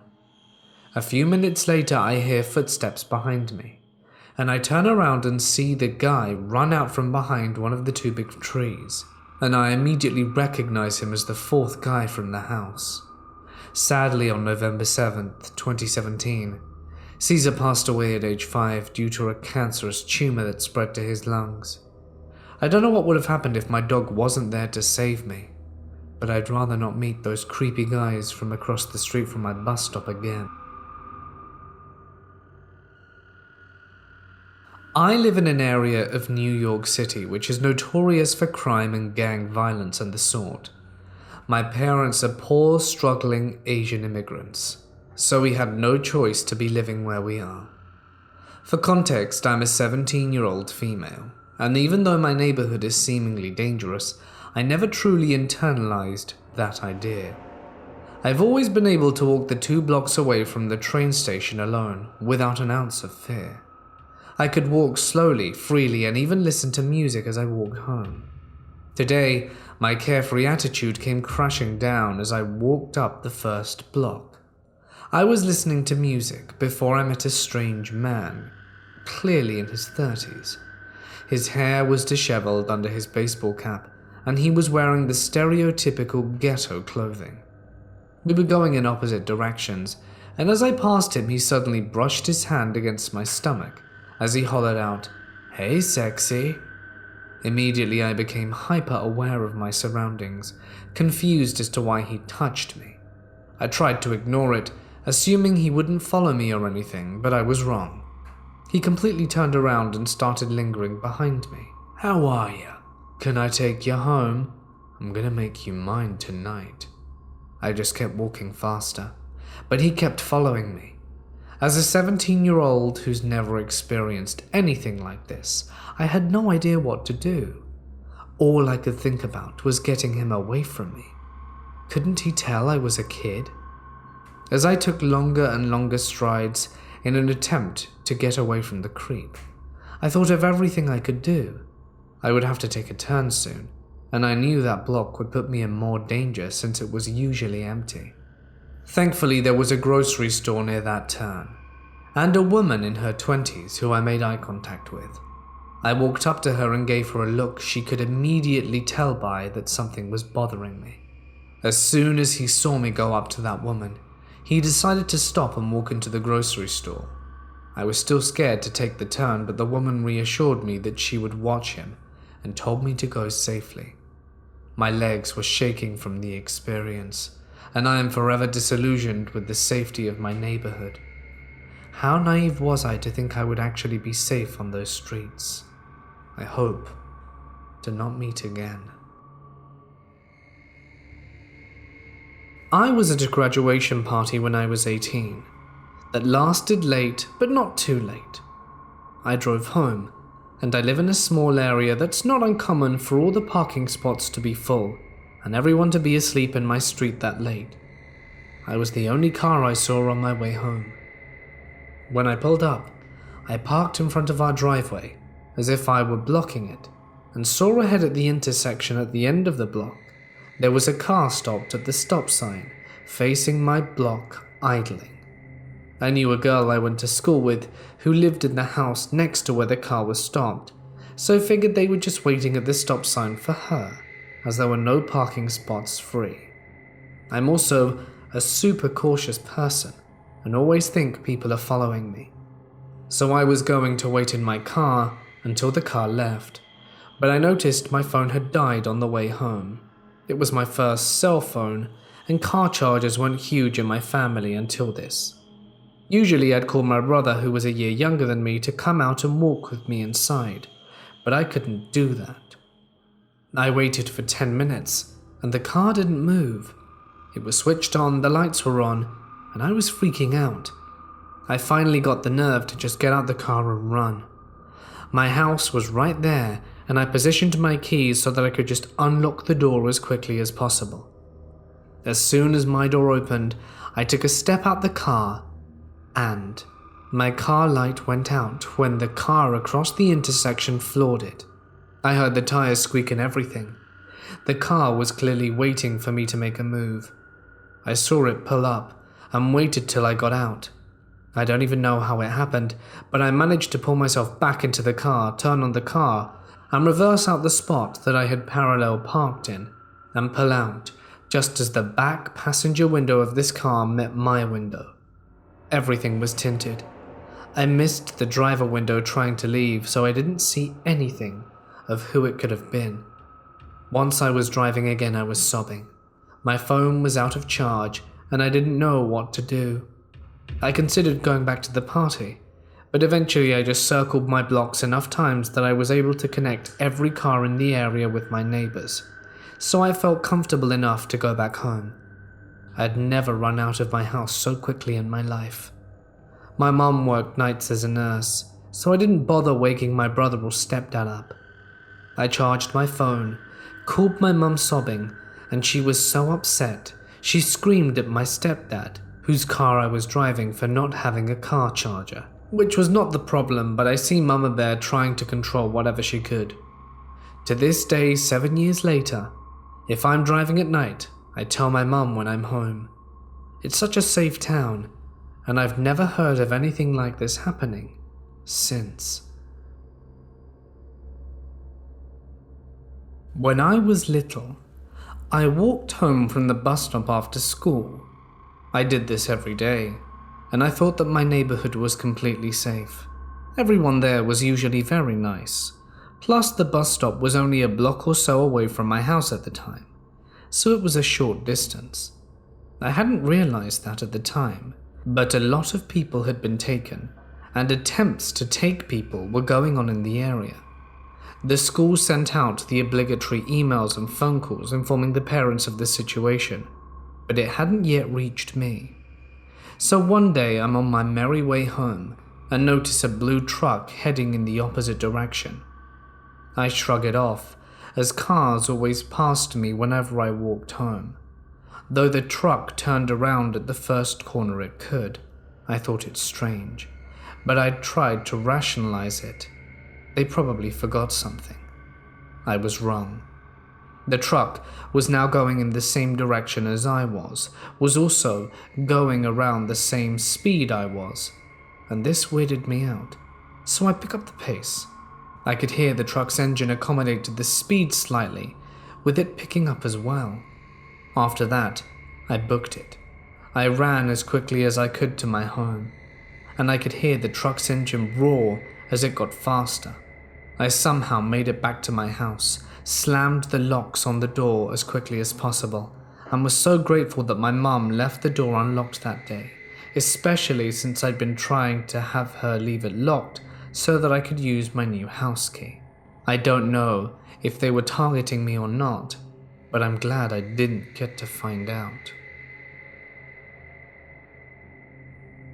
This story takes place when I was 17 years old. It was the summer between my junior and senior year of high school. I had just gotten my license and car, and finally gotten my first taste of adult freedom. So, naturally, I abused it. I would sneak out at night and go hang out with boys in the neighboring town, and come back in the early hours of the morning. I felt pretty badass, to say the least. One night, I was driving home at around 2 a.m. To get back from my neighboring town, you have to drive through our old military base. It's not abandoned or anything, and has multiple businesses and banks, and there is a section of it with light-up signs to a walking trail. This little area has a small lot for people to park their cars while they run, bike, or whatever they wish to do on the trail. As I drive on base, I see a car in the lot. I admittedly don't know anything about makes or models of cars, but I can tell you that it was a car, and that it was black. Its lights are on, and when I drive past it, it leaves the lot and begins to follow me.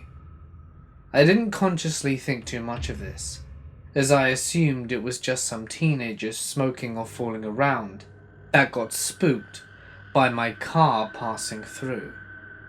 As I approached the lights that led into my city, I put my blinker on to turn right, and so does the car behind me. Again, I did not think much of this, as to get to a large portion of my city, you need to make a right turn at said light. Now at this point, there are absolutely no other cars on the road. It was very late at night, and my city goes dead after about 11 p.m. So after checking in my rear view and making sure the plates were not a cop's, I start to speed to get home quicker, going around 10 over the legal limit. As I do this, so does the car behind me. At this point, I start to feel uneasy. I continue to speed up, and so does the car. When turning onto my street, there is a left turning lane to get into. I decide in a split-second decision to just turn onto my road without slowing down or turning on my blinkers, to see what the car would do. They did not initially follow, and as I approached my house, I still felt like something was off. Sure enough, the car had turned around to continue following me down my road. I started to freak out. I knew that I was being followed. I'm a little 17-year-old blonde girl in a Mini Cooper with no self-defense. And I can't call my parents because then they would know I snuck out. And I can't call the police because it was past 9, as it's illegal to without an enhanced license before you turn 18 in NYS. And I was terrified to get a ticket. I couldn't even go downtown to the police station as there were too many stops and lights that I didn't want to be stuck in with this person. So I called my aunt, who lives around 5 to 10 minutes from my house, and start driving in her direction. The car obviously follows, and my aunt says to come to her house as fast as I can, and she would be out there with her pit bull, Belle, who is a sweetheart but looks like she could kill someone. As I'm driving up the country road to her house, I speed faster and faster, and the car continues to match my speed. I ended up going at about 100, and they do the same. I go into fight or flight mode, and I push my car to as fast as it would take me, as I go up the final hill to my aunt's house, and had a fast and furious tire screeching moment, as I quite literally whipped into my aunt's development. I could not see the car following me down the hill, because I was going so fast. I immediately run into her house. When I arrive, we lock all the doors and windows, and she goes to bed after 10 minutes. But I stay up, adrenaline still rushing. From her guest bedroom, you can see out into the street. I kept peeping through the windows to make sure the car did not come back. To my horror, a few minutes after my aunt went to bed, I saw the same car slowly circling the neighborhood, briefly slowing down outside my aunt's house, presumably once they saw my car. Luckily, they did not stop, and left the neighborhood after that. I don't think I've ever been more scared in my life. My city is small, and I did not recognize the car, so I truly do not believe it was a prank. I wish I had called the police or gotten plates, but I wasn't thinking straight, and I'm glad nothing bad happened that night, and that whoever was driving the car did not catch up to me, or God knows what they wanted to do. I might be overreacting, but I plead and hope to never meet the driver or occupant of that car ever again. This happened to my Aunt Clara about 20 years ago. She was a regular at a bowling club. As you can imagine, bowling isn't a super popular sport, but attracts its own unique crowd nonetheless. She usually got a lift from her husband, and was picked up at roughly around 10. However, on this night, her husband had been called back to work for an emergency at the plant where he worked. He was pissed, but it wasn't too much trouble for my aunt, because the walk back to her house was nothing more than about 15 minutes. She thanked all the members offering her rides, and said that she would be fine, as another member took her balls and said that he would bring them next time. It's not like she could bowl when she was at her house anyway. So, she got her stuff and made her way home. And as the bowling alley was at the edge of town, it teetered off to become the sticks almost.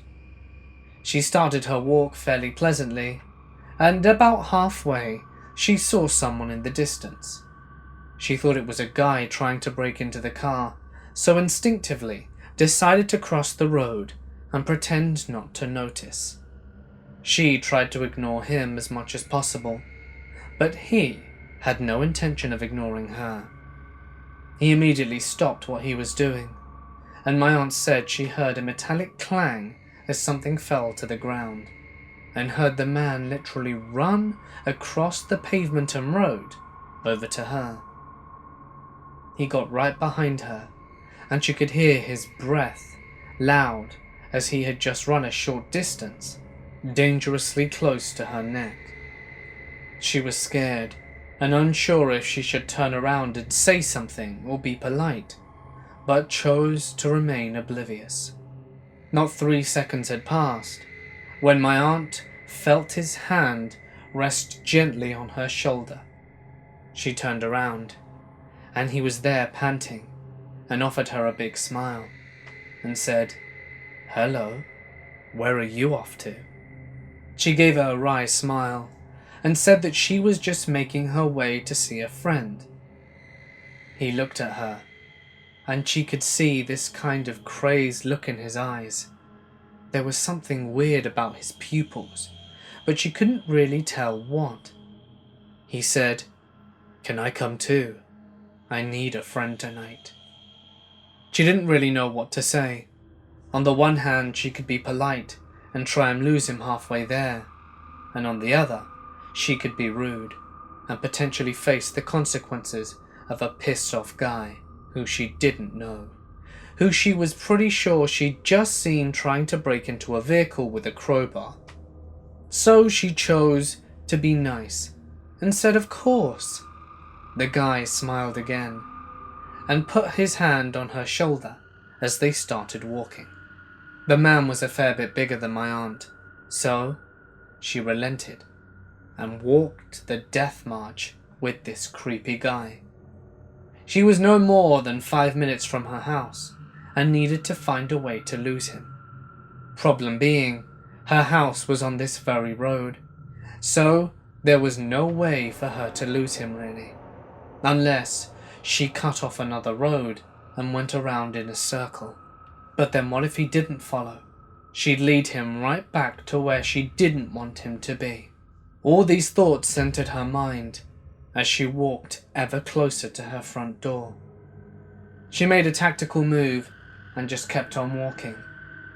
The guy was starting to get bored as my aunt wasn't saying much, and kept asking how far it was and if it would be much further. She said that it was just up here, and then picked a random house with all the lights off. She said that this is where her friend lived. She was getting desperate and feeling incredibly anxious. It was only 10. She knew some people could be in bed at this time, but she wished on her lucky stars that there'd be no one home. I'm not sure why. She knocked on the door with the guy in tow, waiting to see what would happen. There was no reply. After about 2 minutes of waiting in silence, the guy goes, "Looks like there's no one home." She turns back and says, "What night is it tonight?" He says, "Thursday." And she goes, "Oh man, there's me thinking that it was Friday. I'm so sorry, my friend. Well, no harm done. Looks like we won't be going anywhere after all. I better get home now. Hope you have a good night," and started walking along. But he caught up fairly quickly, unrelenting and unprepared to leave her be. "That's all right. Why don't we chill back at your place?" That's when things got creepier. His hand started descending her shoulder and all the way down to her waist. She instinctively slapped his hand off and told him that that wasn't cool, but he then gave a very, very angry look, and she started to feel very threatened. In a moment of panic, she dropped her purse intentionally so that things would start falling out. She saw a lipstick of hers begin rolling down the sidewalk, and as she was picking things up, she looked behind her and indicated to the guy, saying, "Oh darling, would you be a dear please and pick that up for me?" He thought about it for a moment, and then turned his back for a second to retrieve the fallen article. The moment that he had reached the lipstick, my aunt was already running at full speed with her bag towards her house. She didn't dare look back, but she also didn't dare to make her way home. When she found a street corner, she turned, stopped immediately, and needed to see where the creep was. She was about to peek her eye around the corner, But that's when she realized she didn't need to. She could hear the man furiously running as fast as he could behind her, and she decided to carry it on and kept up the chase.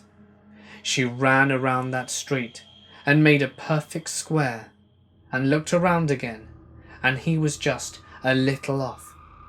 She was running out of energy and completely terrified, and saw some bushes in a neighbor's garden.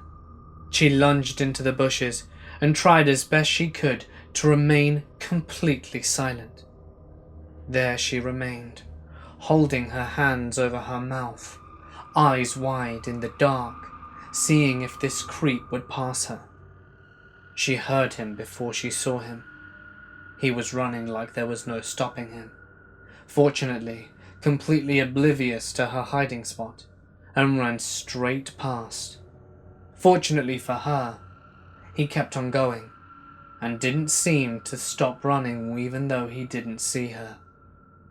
It took her about 20 minutes before she finally had the courage to even peep out of the bushes.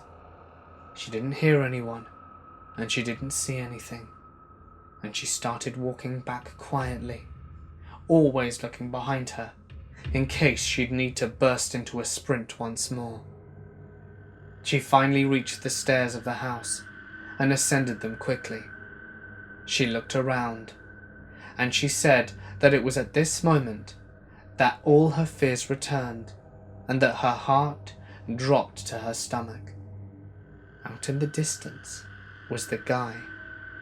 He was watching, and he began running and running faster than before towards the house.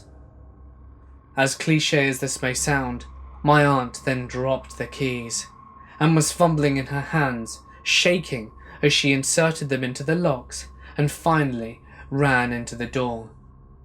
It took the guy about 10 more seconds before he started banging on the door. My aunt just stood at the other side of the door, trembling. She didn't know what to do. She was scared that the guy would go fetch his crowbar and make quick work of the door as well. When she finally gained her composure, with the guy still banging on the door, did she run to the phone and dial 911 and explained that a creep was banging on the door, and she was pretty sure she saw him trying to break into a car earlier.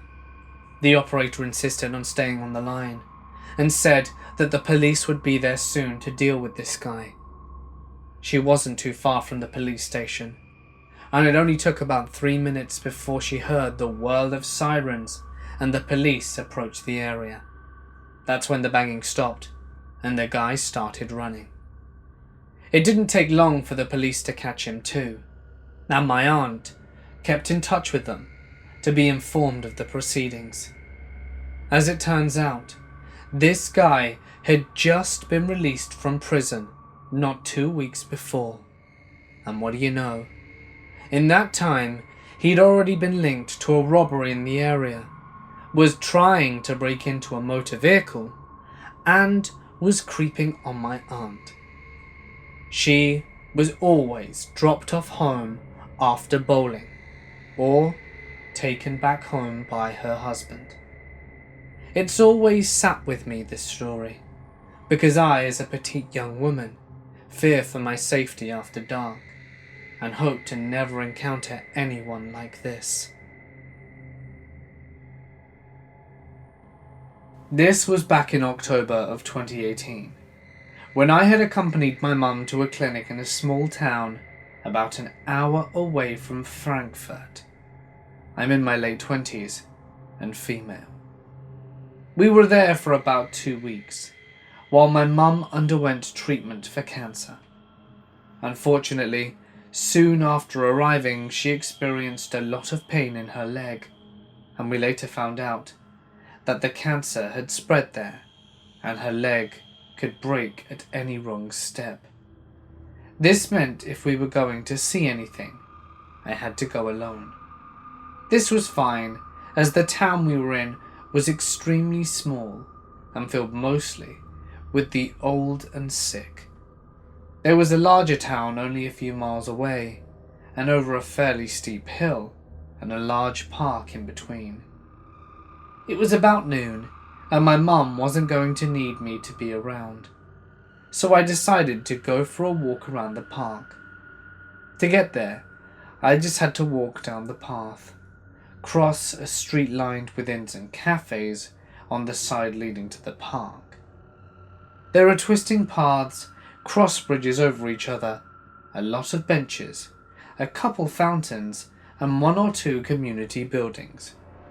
I chose a path that would take me right beside an underground fountain, about as deep as my shoulder, with steps leading down to the spout. It was there I first saw him. I was heading almost directly towards the fountain when a man's head pops up, looking directly at me. I looked back at him for a second, thinking I had surprised him just as much, and we do the normal look away quickly thing. I was the only one who looked away. When I looked back, I realized he was still watching me. Then I noticed he had one arm crossed over his chest and moving, as though he were touching himself. As soon as I realized this, I looked away and changed my direction in order to give him a wider berth. I was stunned and in disbelief that I convinced myself that whatever he was doing had nothing to do with me, and that as long as I kept walking, he would go back to being weird all by himself. I turned down a path that, for the immediate area, was wide open. I was still close to the cafes and inns, and the occasional other person also taking a midday walk. I was almost to an area that would take the path through patches of woods, which would also take me out of the public eye, when I looked back to see if the guy was still in the fountain, but he was gone. Surprised, I quickly did a circle and noticed he'd taken off, doing a wide loop that left a lot of opportunity for our paths to cross again if I didn't change direction. Once again, I couldn't believe it. I thought, it's the middle of the day. We're in a quiet but not unpopulated town about a mile away from a larger one. There's no one here but old and sick people. There's no way a predator would be here, now, and hunting me. But I still stopped and decided to change directions again.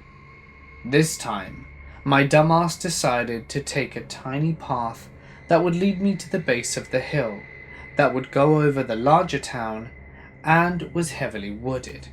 I get up to where the trees started and decide to look again. That's when I noticed that he'd also changed his direction and was practically jogging away from me. I looked back up the path and realized that continuing would leave me completely alone and vulnerable, and even though I didn't know where it led, I had a fairly good idea that the path the guy was jogging up would eventually connect to this path in the woods, because they all did. So I stood at the end of the path and waited until the guy was out of sight, before I turned around and headed in the opposite direction, through the grass of a pretty wide open portion of the park. I got to where I was a safe distance away and pulled out my phone to start recording myself. I figured I would just make it look like I was video chatting with someone. This was when I was shown without a doubt that this guy was after me, because not long after I made it across the park, but to where I could still see the path up the hill, he comes down the very same path looking side to side, looking for me.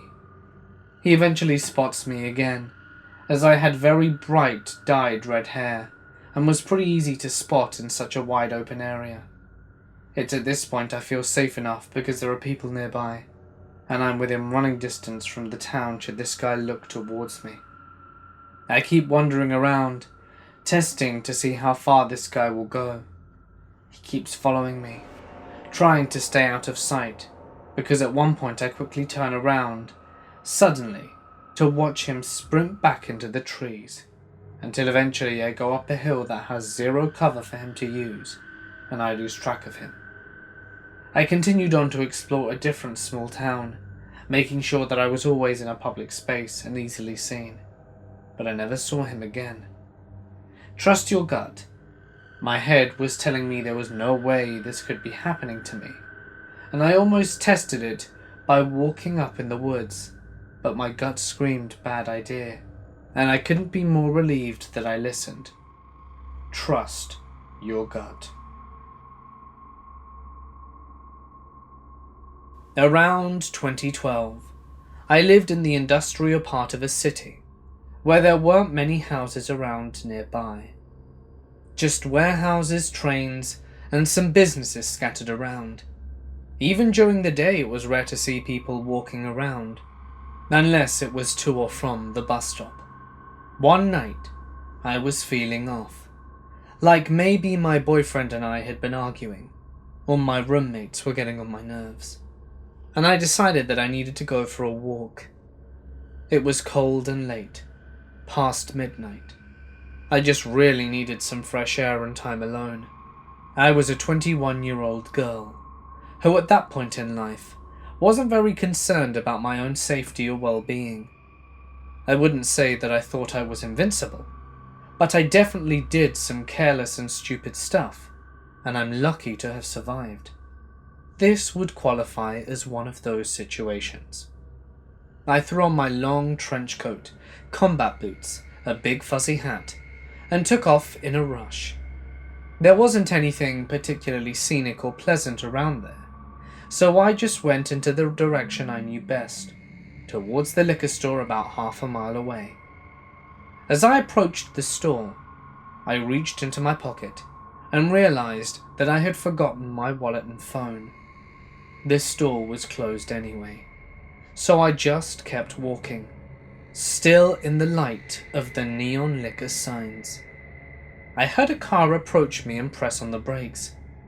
I slowly looked over my shoulder to see the tip of my boyfriend's 90s silver Buick LeSabre moving alongside me. Relieved, I looked to the driver's seat and see a man who is definitely not my boyfriend. He rolls down the window and says, "Get in the car." I was completely caught off guard, shocked, confused, and honestly kind of angry. "What?" "No," was my response, as I kept walking. He kept pace with me as I continued down the block. I kept looking over and finally told him to piss off, but he didn't do anything. He just kept right beside me, staring at me with the window down. Suddenly, he sped off, and a wave of relief washed over me. I really didn't know what to do next, so I cut around a corner and started walking in the opposite direction of the street back towards my house, towards the oncoming lane in case he came back around, which he did. He would stop and then creep forward as I walked, all the while mumbling things to me. He definitely seemed to believe that I was going to get into the car with him, because he surely was not taking no for an answer. This time at least, there was a whole lane between us, but I really had nowhere to go. If I decided to take off running towards my house, there was only one way to get there, through the deserted industrial area, following on down the road, which led into a tunnel under the train tracks. He would be able to follow me right to my front door, with no witnesses, very easily. There was a 24-hour convenience store a mile in the other direction, but was that really my best option? I felt helpless. Out of nowhere, I heard the chattering sound of people in an unmarked building beside me. Without a second thought, I frantically pushed the door and entered a scene that I will never forget. A bunch of sweaty men smiling and speaking to each other in Italian, as they cheered and finished their beers as they packed up their ping-pong paddles. They all stopped and looked at me, and I shakily exclaimed, "There's a man outside following me and I was really scared." It was silent for a second, as they all eyed one another suspiciously. But then one guy eventually offered me a ride home. I was so thankful to be in this stranger's fancy car for a whole minute and a half. I kept apologizing and thanking him. He was just kind of like, it's okay, be safe, sketchy looking girl who just busted into our weekly tournament, you weirdo, please don't rob me. When I got home, I immediately looked up the non-emergency police line, but decided against calling, because like I said, the dude was in the exact same make, model and colour as my boyfriend's car, who was likely to be in the same exact area shortly. Looking back, I probably should have made the call. When said boyfriend did get home, he was furious with me that I put myself in that situation. Like, sure, that was a dumb move by me, but what about this guy who was lazily trying to kidnap me? Who the hell does that? So, scary man in the silver Buick, please, let's not meet. I hope no girls met him that night, or ever. And Italian dudes, thank you so much for having your hobby right next to where and when I needed you the most.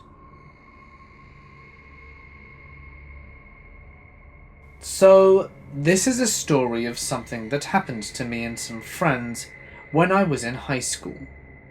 I have never shared this before.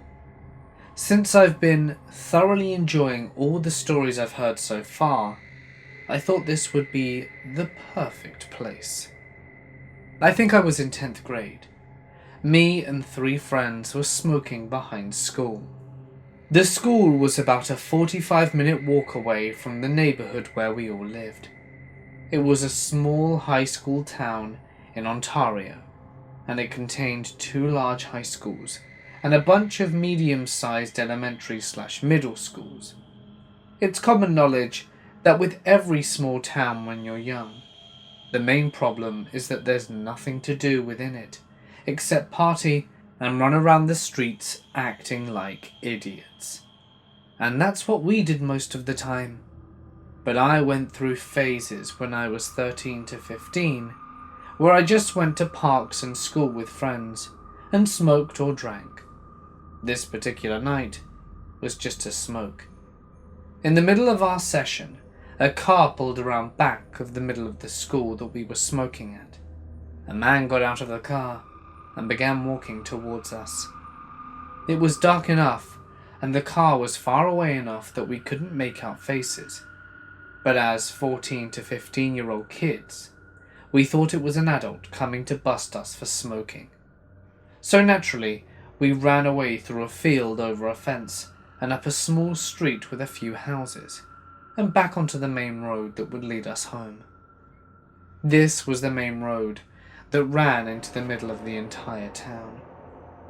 As we were walking down the main road on the sidewalk, we passed by a convenience store on the right-hand side.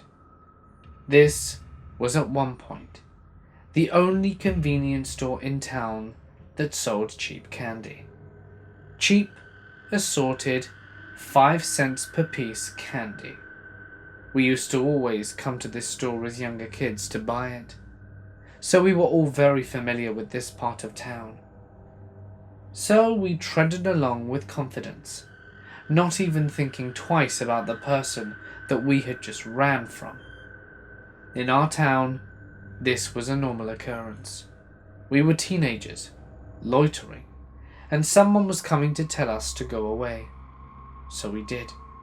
End of story? No. Just as we were walking by Daisy Mart, headlights from that car lit up and blinked at us from an alleyway in between a concrete wall and the convenience store. The ignition started, and the car sped up towards us with considerable speed, so we ran out of the way. We looked back and realized it was the same car from the school. The car pulled out of the convenience store alley, but it turned the opposite direction of which we were walking. We thought it was just a creepy coincidence, but about 10 minutes later, the same car drove past us, and from tinted windows we heard someone in the car say, "We're still coming for you," and it drove off past us, up the road and out of sight. We were a little freaked out at this point, so we hurried along. The main road we were on eventually turned into a pretty sizable bridge, which loomed over a small river and pretty large forested area. On occasion, in the local news, you'd hear about children getting lost in the forested area, so it wasn't small by any means. So we all agreed to head under the bridge and take refuge to throw the guys who were trying to follow us off our tail.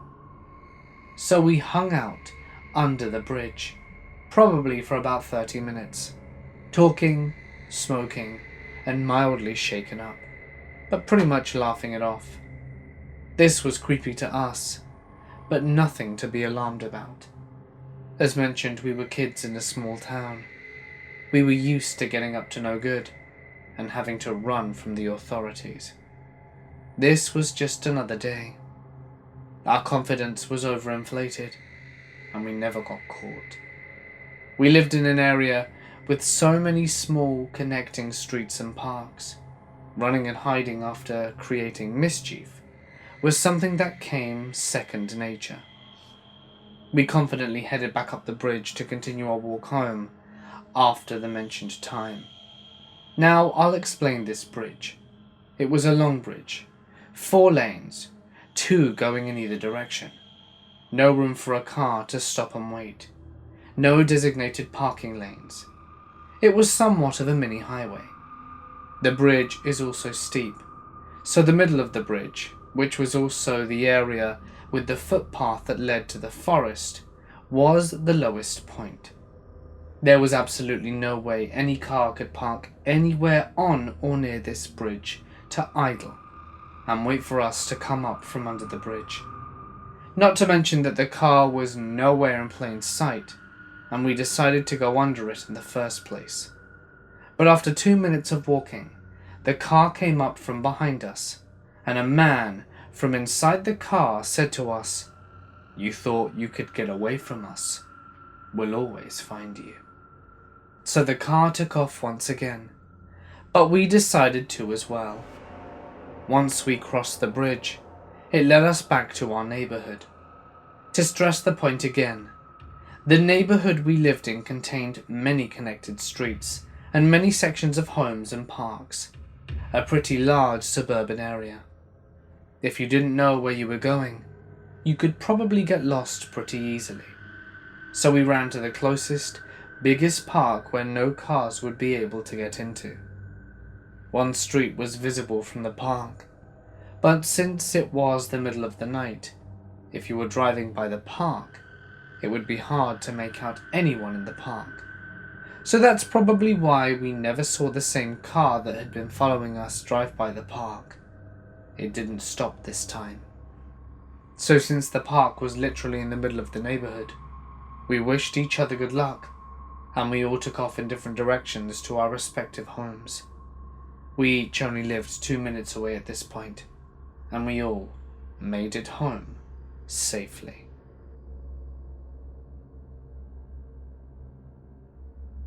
This was about a week and a bit ago. I was on the bus from a shopping mall in Australia to a bus stop to which I'd get some food from a supermarket, Coles, and then walk home from there.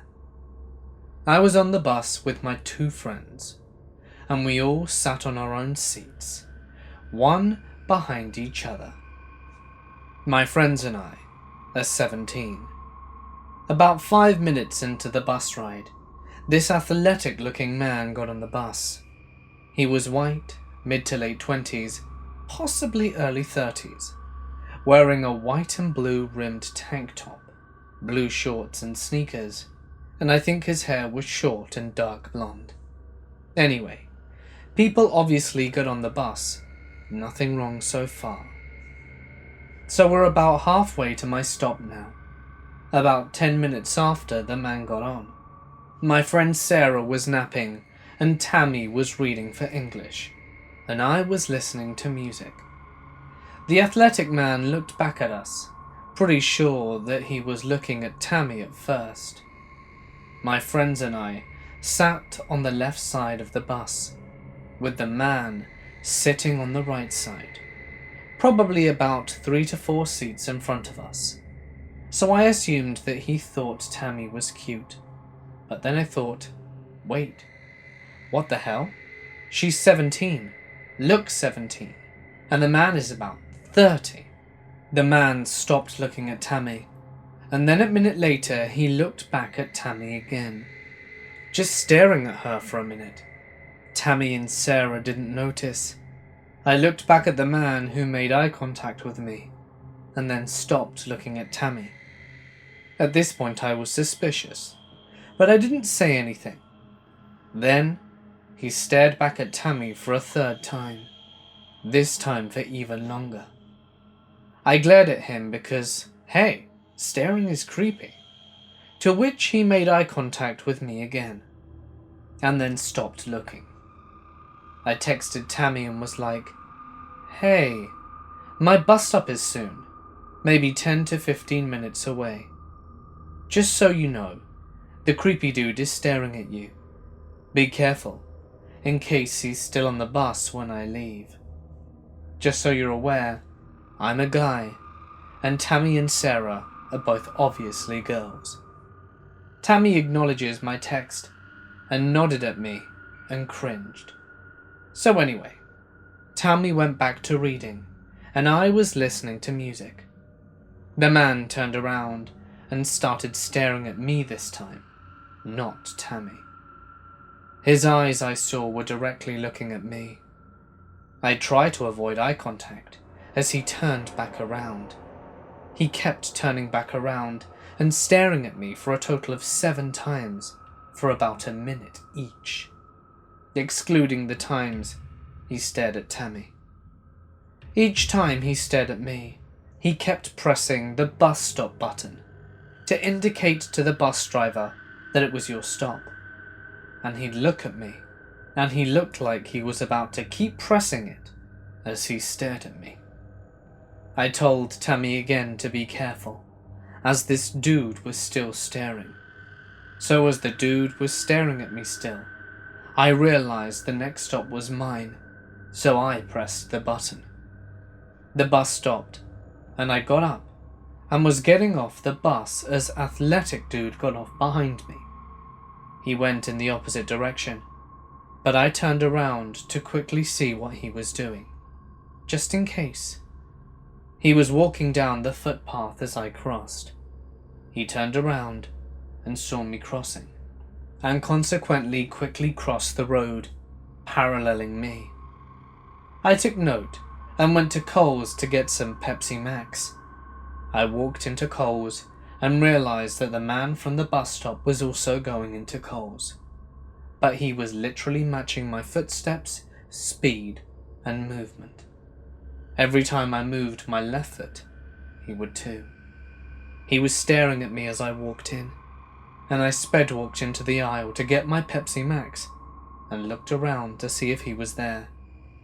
I couldn't see him. I walked into the self-service counter and was paying for my Pepsi Max. As he walked past, self-served slowly while staring at me, giving me the most evil glare I have ever seen. I quickly walked out and tried to see if he was following me. He was. He was speed walking to catch up with me and didn't even buy anything. Needless to say, I ran home as fast as I could for 10 minutes straight. He was no longer behind me, and I lost him. I have no idea where he went, and I haven't seen him since. Back when I was 14/15, I hung around with a sizable group of friends. We would meet up in what we called the field, basically a large park in the middle of a residential area which backed onto a cemetery. On one side was an imposing hotel with large grounds, and on the other, fenced-in wastelands. We hung around towards the back of the field, which was surrounded by trees and bushes, so visibility was nil from the street. Added to that, it was very poorly lit, so we would build bonfires at night to provide light and warmth in winter. During the day, large gangs of us would come and go. We'd head to the shops or play curbs on the street. A local weirdo would often walk by, looking back over his shoulders at us every few seconds, immediately averting his gaze if eye contact was made. He would shuffle around the corner only to reappear at regular intervals. He was an absolute creep, and this was displayed in his physicality. He was short and of slim build, balding with tufts of long hair creeping down the nape of his neck. As previously described, he would walk in a shuffling motion, stopping abruptly and turning around to watch us. His eyes darted all over the place, and he never made direct eye contact. Being teenagers, and with the bravado of safety in numbers, we never really viewed him as a threat. The lads would roar at him, call him a perv, and tell him to piss off. We gave him little thought. One night around November/December, I'd arranged to meet friends in the field after dinner. Around this time of year in Ireland, it's pitch black by 4, and it was 6:15, and I was 15 minutes early. The field was dark and empty, but with the fearlessness and naivety of youth, I strolled to our usual spot at the back of the park to wait. Keep in mind, this was around 95 or 6, pre-everyone having mobile phones. We had customized our little hut into one of these bushes, complete with branches that we used as seats. I seated on one of them and lit a smoke. All was silent for several minutes, until I heard a slight rustling in one of the bushes. I was slightly concerned, but figured it was a squirrel. The rustling stopped for several moments, but picked up again louder and more vigorous. Definitely not the work of a squirrel. Alarmed, I shot up from my seated position and tried to make out the source of the noise in the dim visibility. Out of nowhere he emerged from the bush. Pounced would be more accurate, and he was mere feet away from me. He stared directly at me, with the most menacing grin I have ever witnessed to this day, and he put his finger up to his lips in a shushing gesture. I bolted, through the bushes, branches whipping at my face, and I stumbled at one point, catching myself before I fell. I ran out of that goddamn park into what felt like slow motion at the time, straight to my house about half a kilometer away. I don't know if he followed me. I didn't look back. I didn't see him again. As I later learned, he spent several years in a mental facility. The next time I heard of him, he had murdered his father, beating and eventually stabbing him to death. He was convicted of the murder and detained in a mental facility. I thought little about him in the 20 or so years since the incident, until a few months back, that he was on my bus gazing around creepily. He looked my way, but there was no recognition on his part. I really hope to not encounter him again. I was 16, coming home from a friend's house. While I was getting on the train, this man was following me. He was perhaps 45 to 50, and didn't speak English all that well, but well enough that I could understand him. So I was getting on the bus, and like a lot of people, there's nothing to make him stand out. Well, I go to sit down, and he sits right down next to me, which was unsettling, because there were other open seats, but I'm not new to creepy people in public places, so I just stayed there. I was by myself, and it was about 6 p.m. at this time in the winter, and I live in Midwestern USA, and so it was already dark out. Then this man starts talking to me, and I was in the corner seat, so I couldn't move unless he got out of his seat, or I just went over to him. He starts off talking to me about where I'm going, and I say that I'm going to meet some friends, as I didn't want him to think that I was going home and follow me. I thought it was strange for him to ask me where I was going, and I was already paranoid as heck. Then he asks me for a hug. I say no, and then he goes on to tell me he needs a hug because his wife just died and he's sad. I started ignoring him at this point, and he goes on to say that his daughter also just died. He starts making up stuff, and I'm ignoring him. After about 20 minutes I get off the train, and I'm super thankful to get away from this strange man. That's not the end though. The man got off at the exact same stop. At this point I was waiting for the bus to come to bring me to my final destination, and the man gets off and follows me to the bus stop. Waiting for the bus with perhaps 2 other people and this man, he doesn't approach me. But as the bus pulls up, he comes and puts his arms around me and tells the other people that this is his girlfriend, referring to me. No one really said anything, and we got into the bus, and I started getting super nervous and grabbed my phone from my bag, in case I needed to call 911 or something, if this man kept following me. He again sits by me, but I don't sit where I'm trapped in this time. He starts saying he can walk me to my friends so that I can get there safely, and I respectfully decline. Then he says, I'm going to take you to your friends, so that he was verified that he was indeed going to follow me. Which sucks, because I wasn't actually meeting friends, I was going to my house. I start panicking, and want to call my mum to pick me up from the bus stop instead of walking there, and to my luck, my phone is dead. It's dark, I'm alone, my phone's dead, and some weird-ass dude is trying to follow me. He continues to talk to me, but I don't even know what it's about. And the bus was empty at this point besides just us and the driver, and one other guy. And bless the other guy's soul. I kept looking over at the other guy very intensely, and the panic really started setting up, and I was not answering any conversations with the weirdo anymore. The other man comes up and tells the weirdo to leave me alone, or he's going to call the cops, and that I clearly don't want to talk. At this point, the weirdo gets very aggressive, and is telling him to fight him, and cussing him out and all this stuff. Then, the next stop comes, and the other man physically removes this weirdo from the bus. I was so happy. I thanked the man so much, and luckily, it ended well.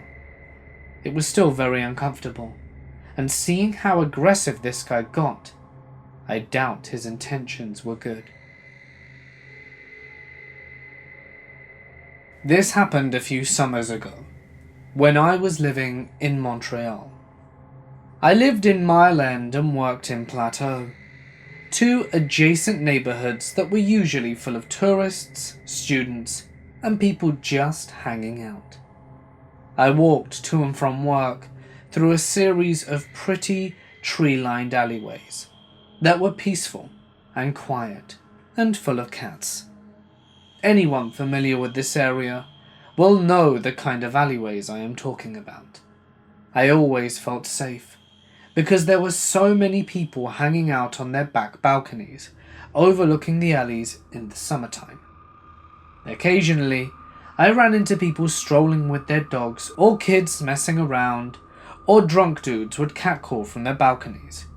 But typically, my walk to and from work were uneventful. That is, until this day. I left work at about 4 o'clock in the afternoon and began my walk home. After I crossed Mont Royal, a main street, I could pretty much take one long alleyway all the way home. So that's what I did. I didn't use headphones or anything. I was just walking and daydreaming and taking in the beautiful summer afternoon. I didn't sense that a single thing was off, and I walked for about 5 to 10 minutes before I heard someone yelling from their balcony up ahead. My French is pretty bad, and they were far up, so I didn't catch any specifics. I ignored it and kept walking, and 2 minutes later, this big guy comes bursting out of his back gate into the alley, talking hurriedly to me in French. When he realized that I'm Anglo, he switches to English and says quietly, "There's someone following you. He came into the alley behind you and has been ducking behind garages and garbage cans. We could see him from our porch." He points up to where his companion is still sitting, a few stories up on a small balcony, with a pretty good view of down the alleyway. I was hesitant and said that it must just be someone walking their dog or something, and that I hadn't seen or noticed anyone behind me. I really didn't know how to make any sense of the situation, but I thought he must be mistaken. The man shakes his head and yells down the alleyway, "Get the hell out of here," or something to that effect. But nothing interesting happens. Nobody appears. So he starts striding down the way I came, when all of a sudden a man stands up from where he was hiding, ducked behind the wall of someone's garage. He was skinny, had long brown scraggly hair, and a leather jacket on, even though it was about 30 Celsius outside. I made eye contact with him for a split second, before he took off running back down the alleyway, and he had these wild, angry eyes that still give me chills. The balcony Samaritan booked it after him, but the guy was gone just like that. We weren't sure what to do, or what we even could say to the police. So balcony Samaritan walked me onto Park Avenue, which is close to a main road, and I thanked him profusely for saving me from whatever the alley stalker had planned for me that afternoon. It still scares the crap out of me that I didn't sense a single thing was off, and didn't have a feeling of being watched. Nothing. I'm 31 now, but was a teen when I was walking home one sunny day. It was winter, but winter in Florida is just a nice cool breeze. I remember holding a Tupperware in my hand that is still hot, containing pasta and broccoli that my grandma had just made. It was so cool living 1 block away from my grandma, because a quick 10-minute walk meant I got some really good leftovers. In between my house and her house was a patch of woods, but thorns and thickets prevented me from taking a shortcut through them. I remember looking down at the sidewalk just as I reached the middle of the patch of woods to my right. I heard someone ask, "Hey, where are you going?" I looked up, and to my left towards the road, a thin man in a white van with his window rolled down smiled at me. He was driving in the opposite direction of the way I was walking. I simply said, "Home," and continued to walk. He started to say, "Hey, hey," so I looked back to see him hanging out of his driver window. "I'll give you a ride home. Come here," he says. I kept walking and loudly say, "No thanks." I stopped and turned around when I heard him drive away. I began walking again, creeped out, wishing that the woods didn't run long next to the sidewalk. I remember wishing I were home already. I was super alert, now hearing every critter in the brush to my right, the rustling leaves and stuff scurrying about. I pick up the pace, reminding myself that those woods were packed with lizards. I said to myself out loud, "It's just lizards running around, silly." But when I hear a vehicle coming up behind me, out of fear I look back, and to my horror, it's the same white van with the man smiling. The van slows down next to me, and a big, angry-looking man flung open the side door and jumped out. I turned to my right and began running as fast as I could into the woods. I was jumping over bushes and long vines, clenching my grandma's Tupperware for dear life. I looked back once, and the thick brush of the woods was slowing down the big man. I knew just going straight, I would reach my backyard, guarded by a chain link fence. I remember the thorns and sticks slicing my skin, but I couldn't feel the pain. I just kept thinking, run. Once I reached the fence, I chucked the Tupperware and hoisted myself over, ripping my jeans and face planted the ground on the other side with a loud thud. I ran onto my porch and began banging the back door. My dad let me in, and I'm literally panicking, covered in dirt and cuts, trying to lock the back door. I felt safe to be back home with my dad and our Rottweilers. He sat me down and started questioning me, and immediately called the cops. The 2 cops arrived and took a report, and they said, nothing like that's ever happened in my area before, and one of them even told me that lying was against the law. I remember they left, and my dad swore he believed me, and I could sleep in his room that night if I wanted. I remember feeling really sad and frustrated about not being believed and going to his bed without even eating the pasta with broccoli. It was hard to sleep or go anywhere for months after that, because I was scared the men were still out there. My dad ended getting me a cell phone and installing an alarm system to help me feel safe. I still have issues being alone to this day. To the men that tried to get me, let's never meet again. So I've been living in Paris for the last 8 months, and have felt relatively comfortable with my surroundings. I was coming home from a club on the first train that goes to my town. This is around 5:30 a.m. Note, I was quite drunk and tired and just wanted to sleep, and I was wearing clothes for going out. There was this guy on the platform who tried to talk to me. I walk over, trying to reach the next train car over, but failed. There were 2 open seats left, so I sit in one of them, and he decides to sit in the one across from me. So he starts telling me, I really want to marry you. I don't even want to do you or anything. I just want to be your one and only. Please, will you do the pleasure of becoming my wife? As he's saying this, he is caressing my thigh. I am genuinely uncomfortable and try to sink down into my chair. I'm just like, no, I'm not interested. I have a boyfriend, which is the truth. So he resorts to saying, if you had one, he would be here with you taking you home. Now, my boyfriend lives 5 hours away, close to the border between France, Germany, and Switzerland, so he could not be there. I explained to him, and he says that he's not a good boyfriend to leave me here. He then says that he's a nice guy, and has money, and can take care of me. I told him I wasn't interested.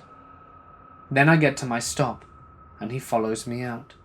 After he begs for me to go back to his place, he continues talking to me, and I start shivering because I didn't bring a jacket.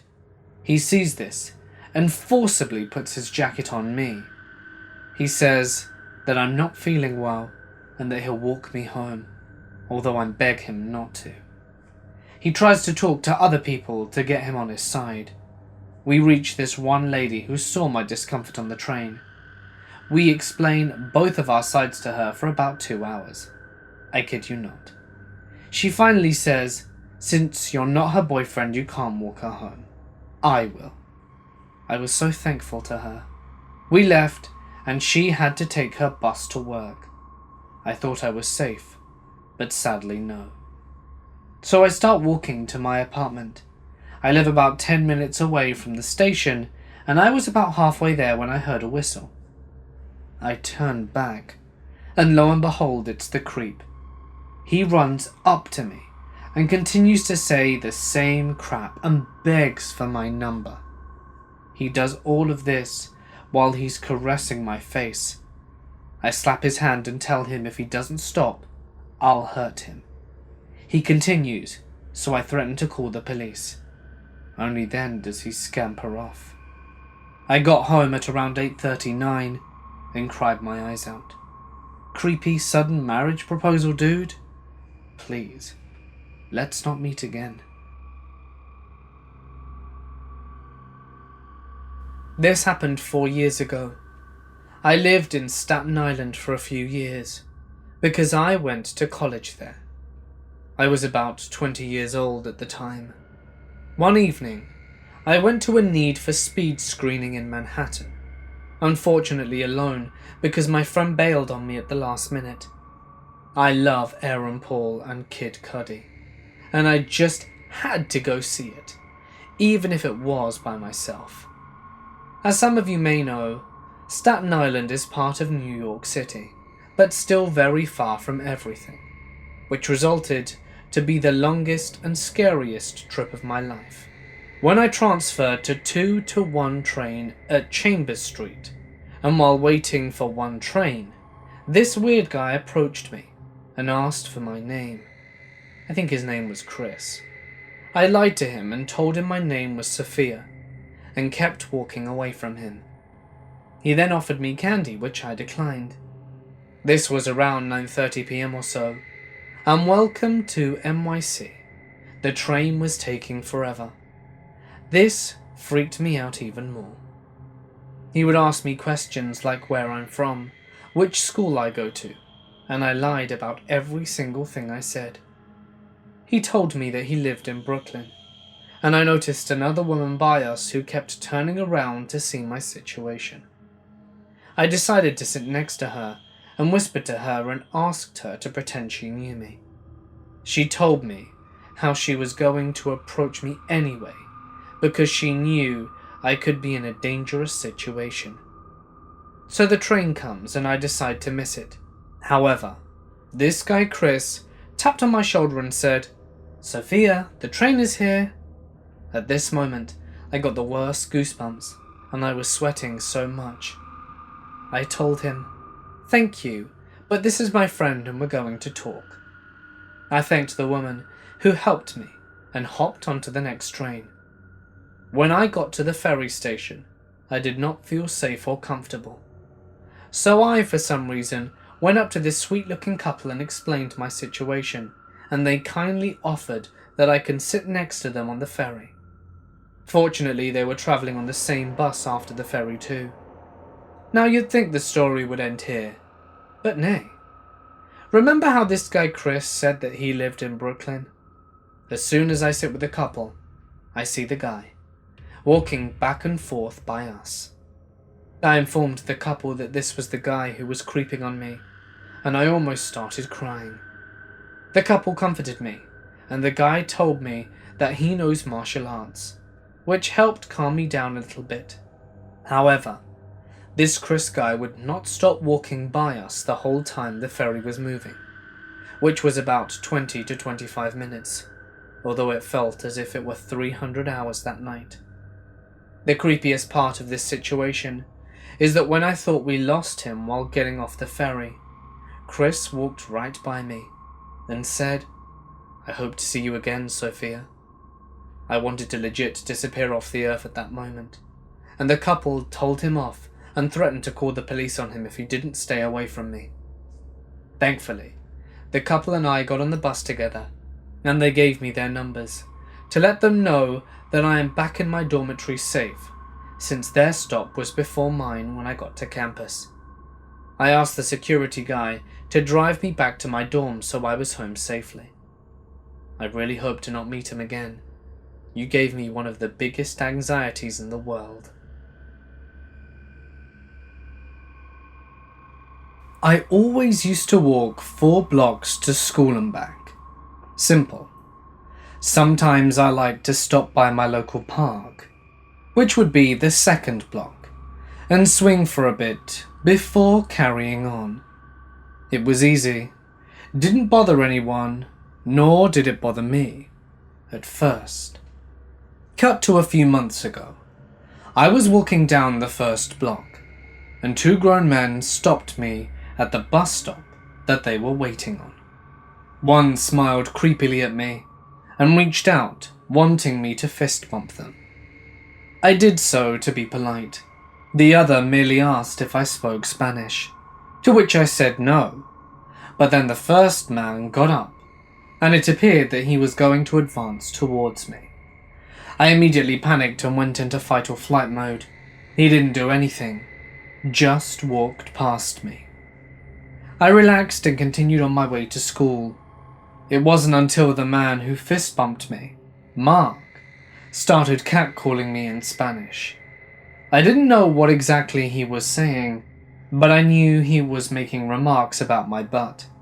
Not to mention Mark looked about 50 to 60 years old, and he was making inappropriate remarks about an underage minor of 17.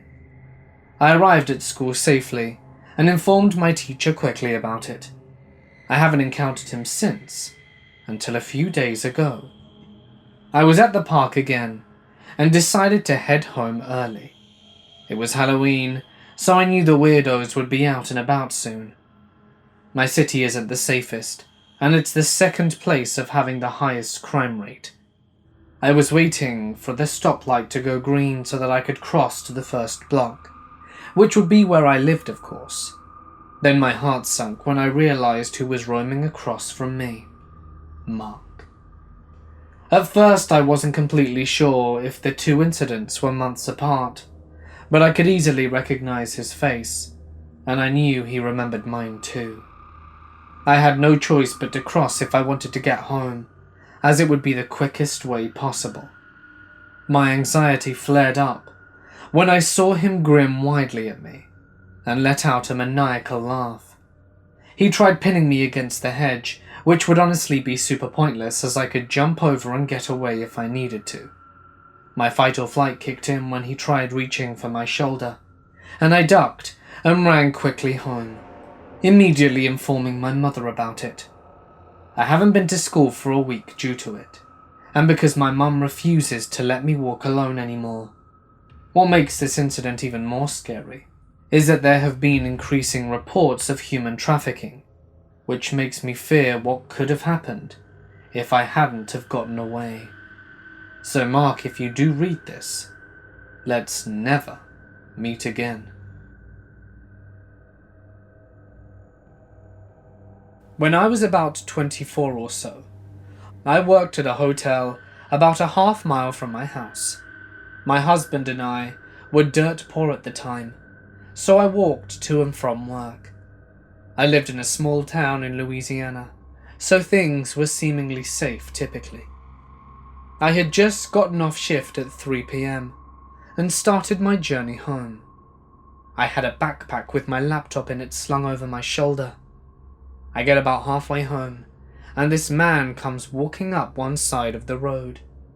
He looks to be about 35 or so, tall and medium build. I keep walking, but I notice he's staring at me. He begins to yell, "Hey girl," and continues to walk in my direction. At this point I'm on high alert and quicken my pace. He is coming from one of the side roads in front of me, so at this point he is standing in the way of me and my house. He begins towards me and yells again. I nod at him. He asks, "Where are you going in such a hurry, girl?" I tell him I'm going home to my husband, which is right around the corner, without giving him the actual location. He reaches out towards me and says, "Why don't you come over to my house and we can talk? Take a break from all that walking." I tell him no, and attempt to walk by him. At this point he reaches out and grabs my arm. "I told you to come back to my house and we can chat." At this point I'm in tears, yelling at him no and to not touch me. Cars are passing by and people are looking but not stopping. I jerk away from him, slam him in the face with my laptop bag, and that stunned him long enough for me to just run away. Along the way he was yelling at me, saying I was an ungrateful so-and-so, and he just wanted to chat. I got home and broke down and lost myself. I passed by that guy's house so many times after that and always felt such an intense fear.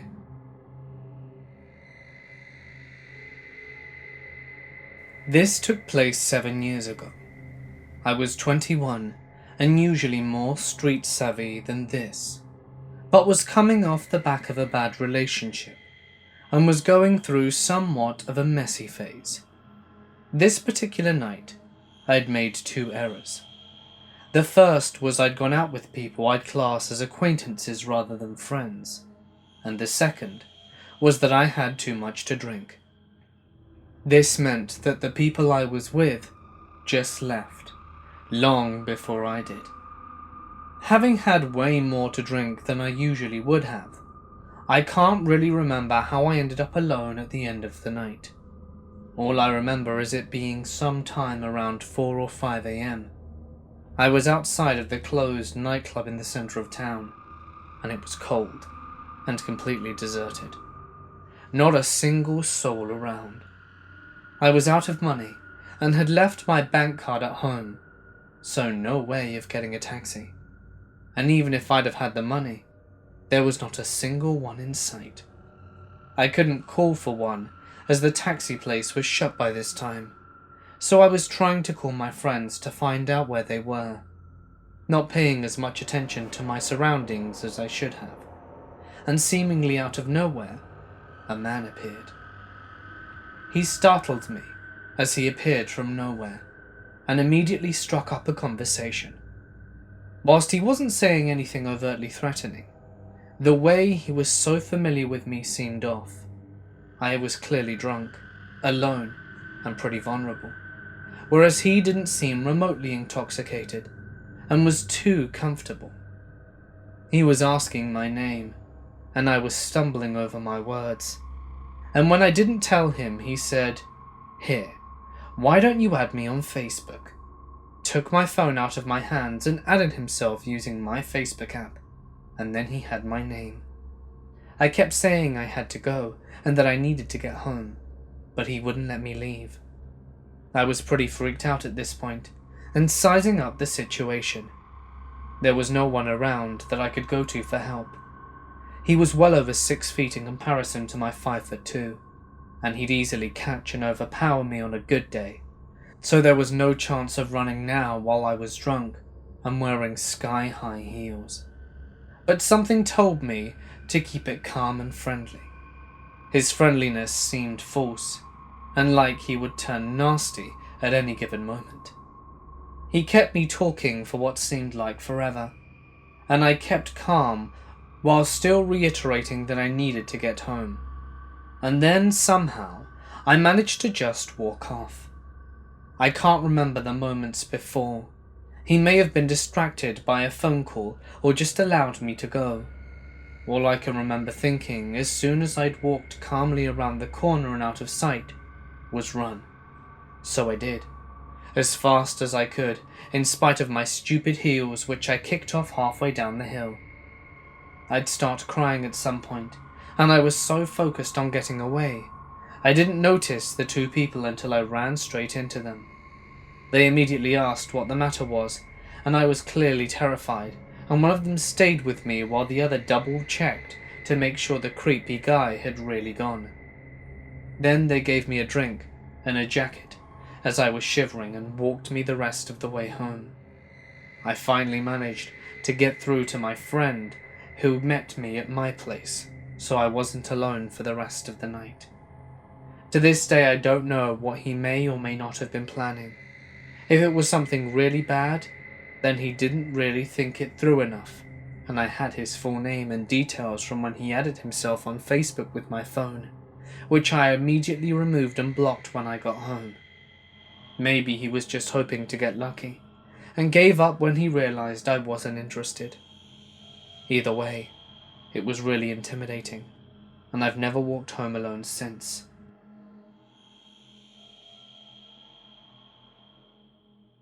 This all happened about 4 years ago. I had been to a party, and it ended past midnight, and my mother was out of town, so she couldn't come and collect me. I was home alone. So I walked home with a female friend, and it wasn't a dangerous place, so we weren't afraid.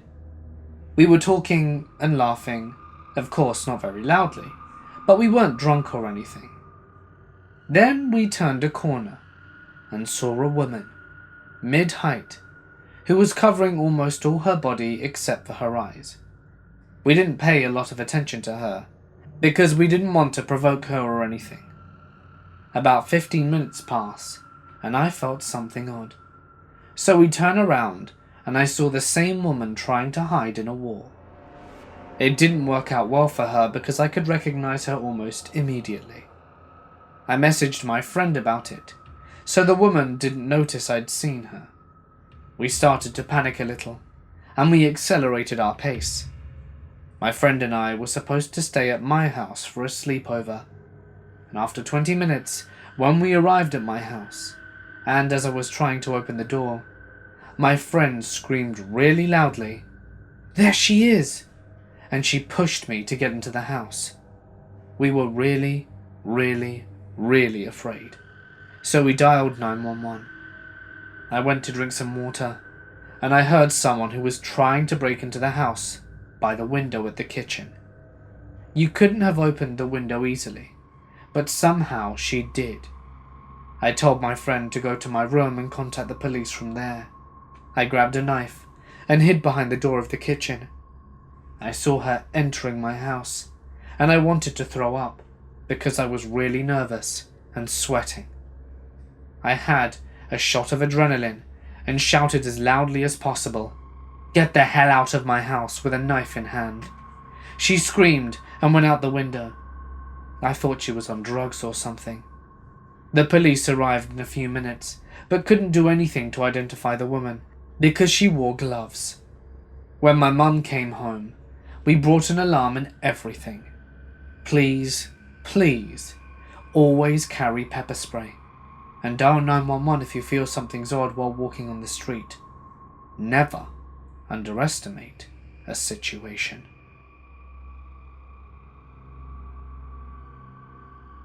Okay, so there are a few things which I would like to clarify before we get started. 1. I come from a place that has had, and still has to this day, some serious problems with violence towards women and kidnapping of young women, and is sadly something that happens very often. 2. Although I lived all my life in a decent area, some of the other areas weren't so decent, so I kind of learnt how to avoid problems. With this in mind, let's get into the story. So it's been a while since I moved to another country, where I had been feeling safe for the past 2 or 3 years, and my family decided that it was finally time to pay me a visit in my new home. The differences between environments were so great that they were all perplexed and amazed about doing things that would be otherwise considered normal to many, like going out at late hours of the night. During their stay, I suggested we should all go to the city centre, and we did. It was such a lovely thing. The weather was nice, we had dinner at a good restaurant, and took some pictures. But they began to get tired, so we started to make our way home. It wasn't even 11 p.m. yet, but it had been a long day of going around. I was talking to my parents as I led the group back, when I noticed a couple of men coming on the opposite direction, with cell phones up, like they were taking a video. I ignored it and kept moving, thinking that they were just tourists. I got my chills when I noticed that the guys are only 1 block away from when I first saw them, and they were standing just a few meters away from us. These guys had gone back on their steps somehow, and were now very near, and not 5 minutes after, I saw them. They were looking at me intently, and even followed me with their eyes.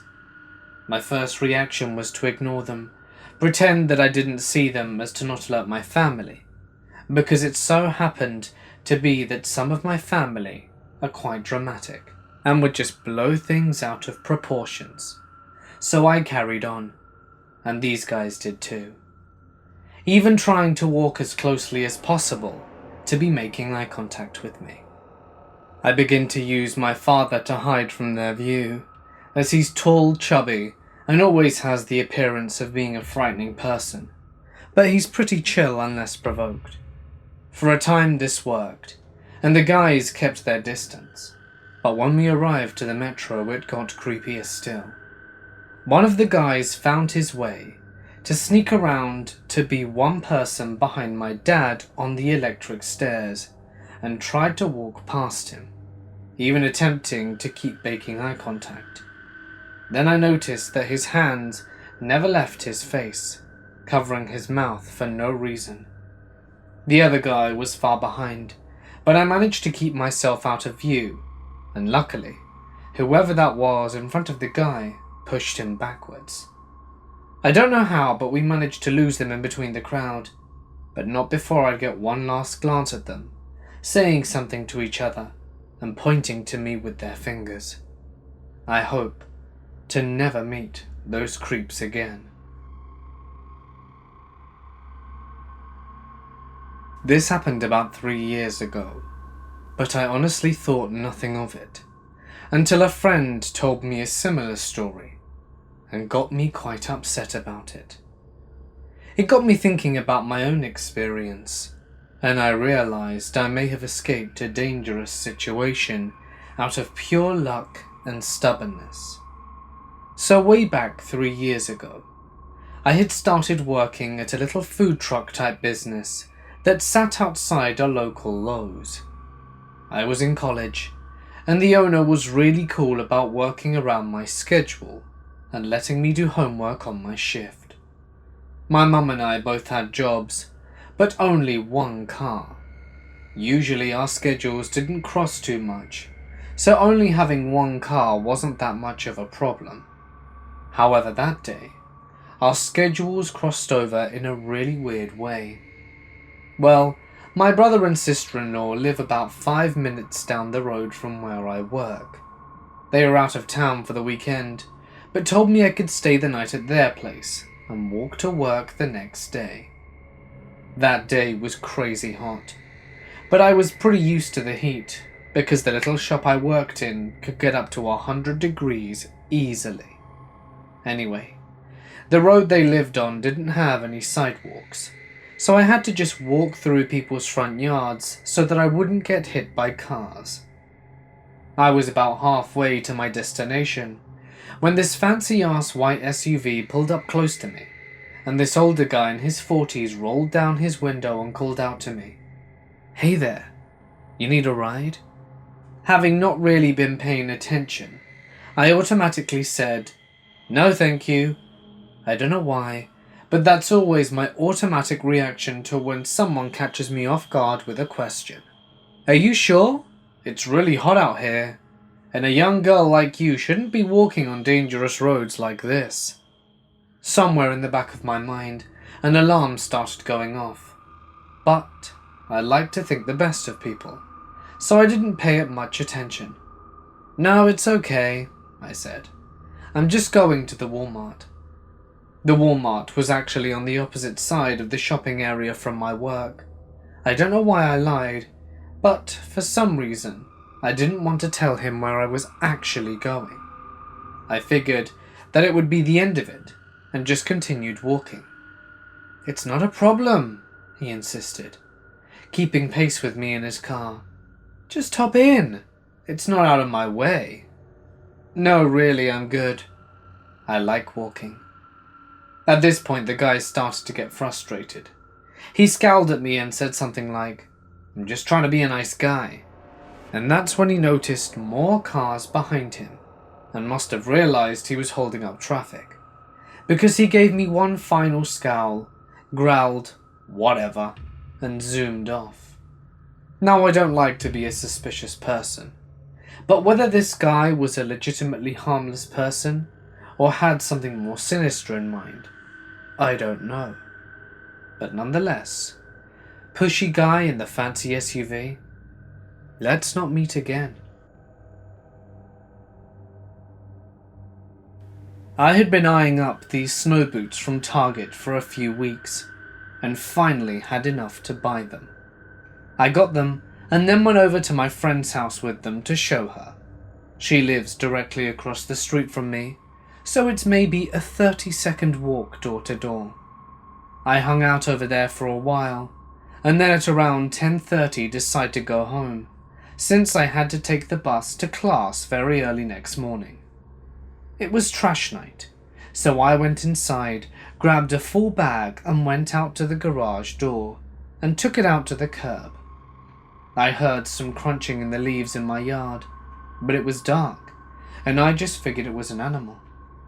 I went back in for the recycling bin, and when I put it at the curb, a man approached me. He asked for directions to a nearby street, so I told him. He then leaned in and whispered in my ear, "I'm going to do things to you." It was very clear he had sexual assault on his mind. I took off running towards the house, tripped on my snow boots, and fell into the garage. He was behind me, but I got inside and locked the interior garage door before he got to me. I heard him messing around in the garage. I ran upstairs and told my mum what happened. We called 911, and I spoke to the dispatcher, while my mum found something that could be used as a weapon and went to see if he was still in there. He wasn't, so she closed the garage door and we waited for the police. The officers drove around looking for him for a bit. Then they came to my house to talk to me. They didn't find him.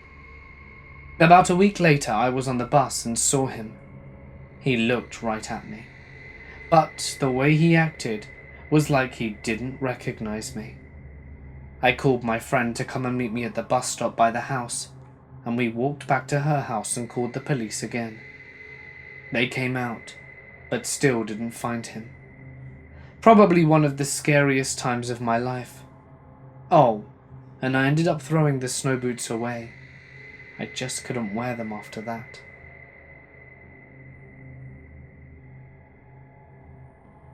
I was 14 years old at the time.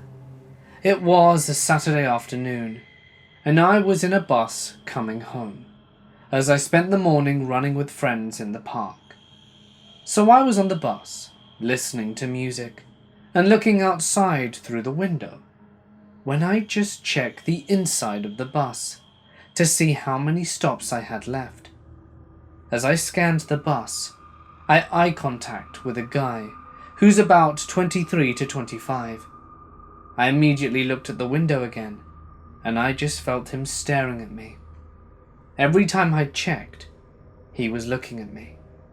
I was very uncomfortable, and it was like that for 30 minutes. The bus finally arrived at my stop, and prayed with all my heart that he didn't go down now. At the bus stop, I saw him get up about 20 seconds after me, so I started walking faster. But he followed me and started talking to me.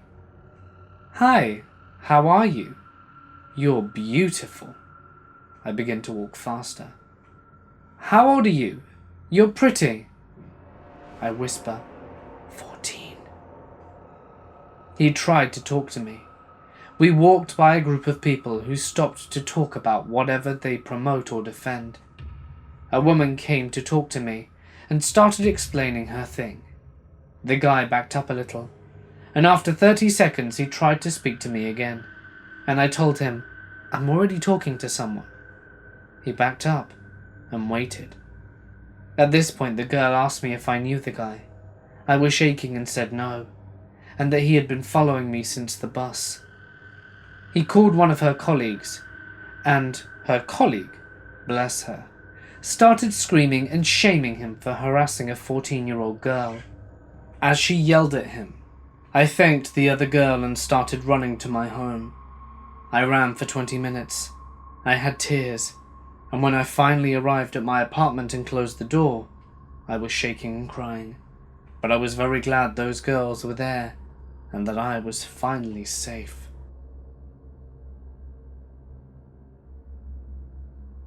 Back in community college, I rode the bus to and from college. The bus stop was walking distance to my house, so it was a huge help for me. When I'm on the bus, I always listen to music and look outside.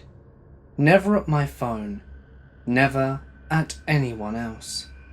I guess that's how I never noticed the man constantly looking at me. One day I went through to go to the computer, to memes and chat with my boyfriend through Facebook. The dude pulls up a chair next to me and sits down looking at my memes and says hi. He startled me immediately. Then he went on to say, "Hey beautiful, I thought I'd come by and say hi. I see you on the bus a lot and thought you might want some company, you know?" Me. My hair is messed up, my nose is congested, and I'm sleepy as hell. Who are you?" "I'm Jack, and I think you're pretty." I've got to go to class now." I leave, but not heading to class in case he followed me. He follows, and then turns around a bit and leaves. After college, the dude shows up at my bus stop at the exact same time my class ends and waits for me, and says the same stuff as last time. He repeats this for about a week, until I finally tell the bus driver. This dude is following me and it's creeping me out very much. Me and the bus driver are cool, you see. And the bus driver closes the door and drives off, leaving behind the creepy dude before he had any opportunity to get in. The creepy guy starts telling his classmates how he's going to get laid soon. The only reason why I know this is because one of his classmates is my best friend. I pointed out to him who my creepy stalker was, and my friend told me that he keeps talking about how he attempted to hook up with a chick and maybe will get laid soon. In your dreams, moron. I cussed him out next time he appeared at the end of my class. He said he was sorry, baby. I won't do it again. Dumbass, I'm not your baby. Now piss off or I'll call the police. I'm serious, I don't even know who you are. The cool teacher hears our conversation and has a discussion with him privately, and he leaves me alone forever. This happened last year. Where I used to work, me and my friend would always go to Denny's on Friday and get a milkshake to celebrate the beginning of the weekend. We leave work in separate cars, as we go our separate ways after our milkshakes. I pull in first to the parking lot, and my friend follows. We park on the side of the building, and there's a guy somewhere between the ages of 20 to 35. He was wearing a Chicago Bears beanie hat, and he was just standing there, seeming to be just loitering, just watching the cars go by, smoking a cigarette. I thought nothing of it, as maybe he was waiting for someone, or was just about to leave. Anyway, me and my friend go in and have our milkshakes. Fast forward 20 minutes, and we wrap up and leave. We both smoke a cigarette in the parking lot, and we go back into our own cars and leave. I get home 20 minutes later, because that's how far away I live from Denny's. I wake up about half hour later, so 1 a.m, and my dogs are barking like crazy while jumping up by the front window of my house, the window that faces the driveway. I look out the window, and the trunk of my car is open. So I go outside to further investigate what the hell is going on. There in the snow are footprints, and a red Chicago Bears beanie. My dash and fuse box panel under the steering wheel were all open, and some wires were cut. There was also a metal shim stuck in the ignition. I call the cops, and they fill out a report. They say that it looked like someone tried stealing my car by hot wiring it. The random guy from Denny's managed to ride 20 minutes home with me in the back of my car, without me ever even knowing he was riding with me. And then he proceeded to try and steal my car. I'm not sure if they ever found the guy.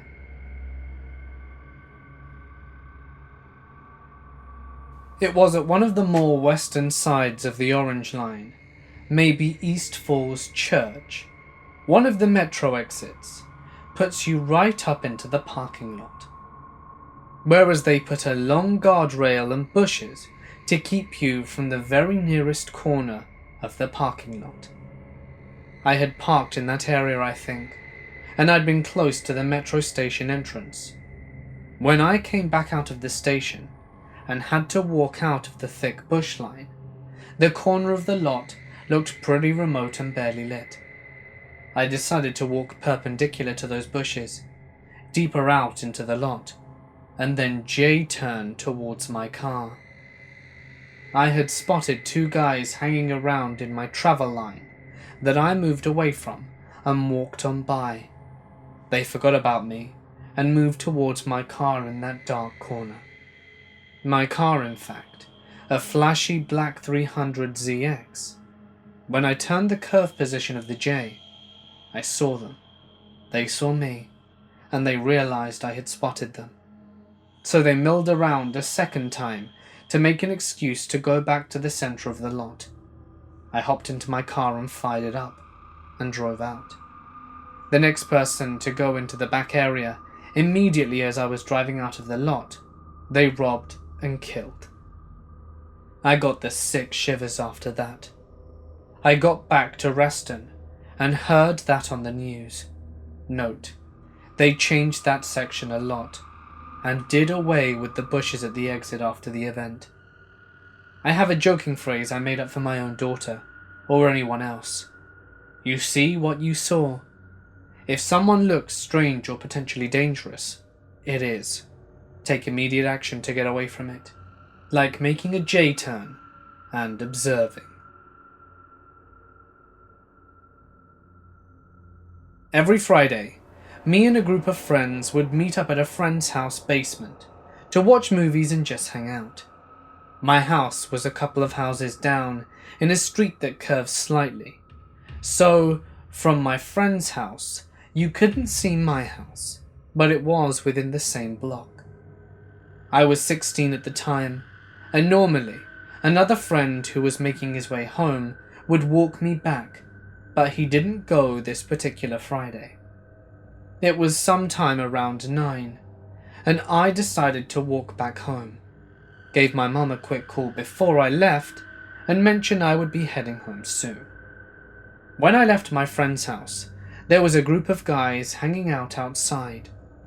I didn't think much of it, since it was normal for people to be hanging out around this time in the area.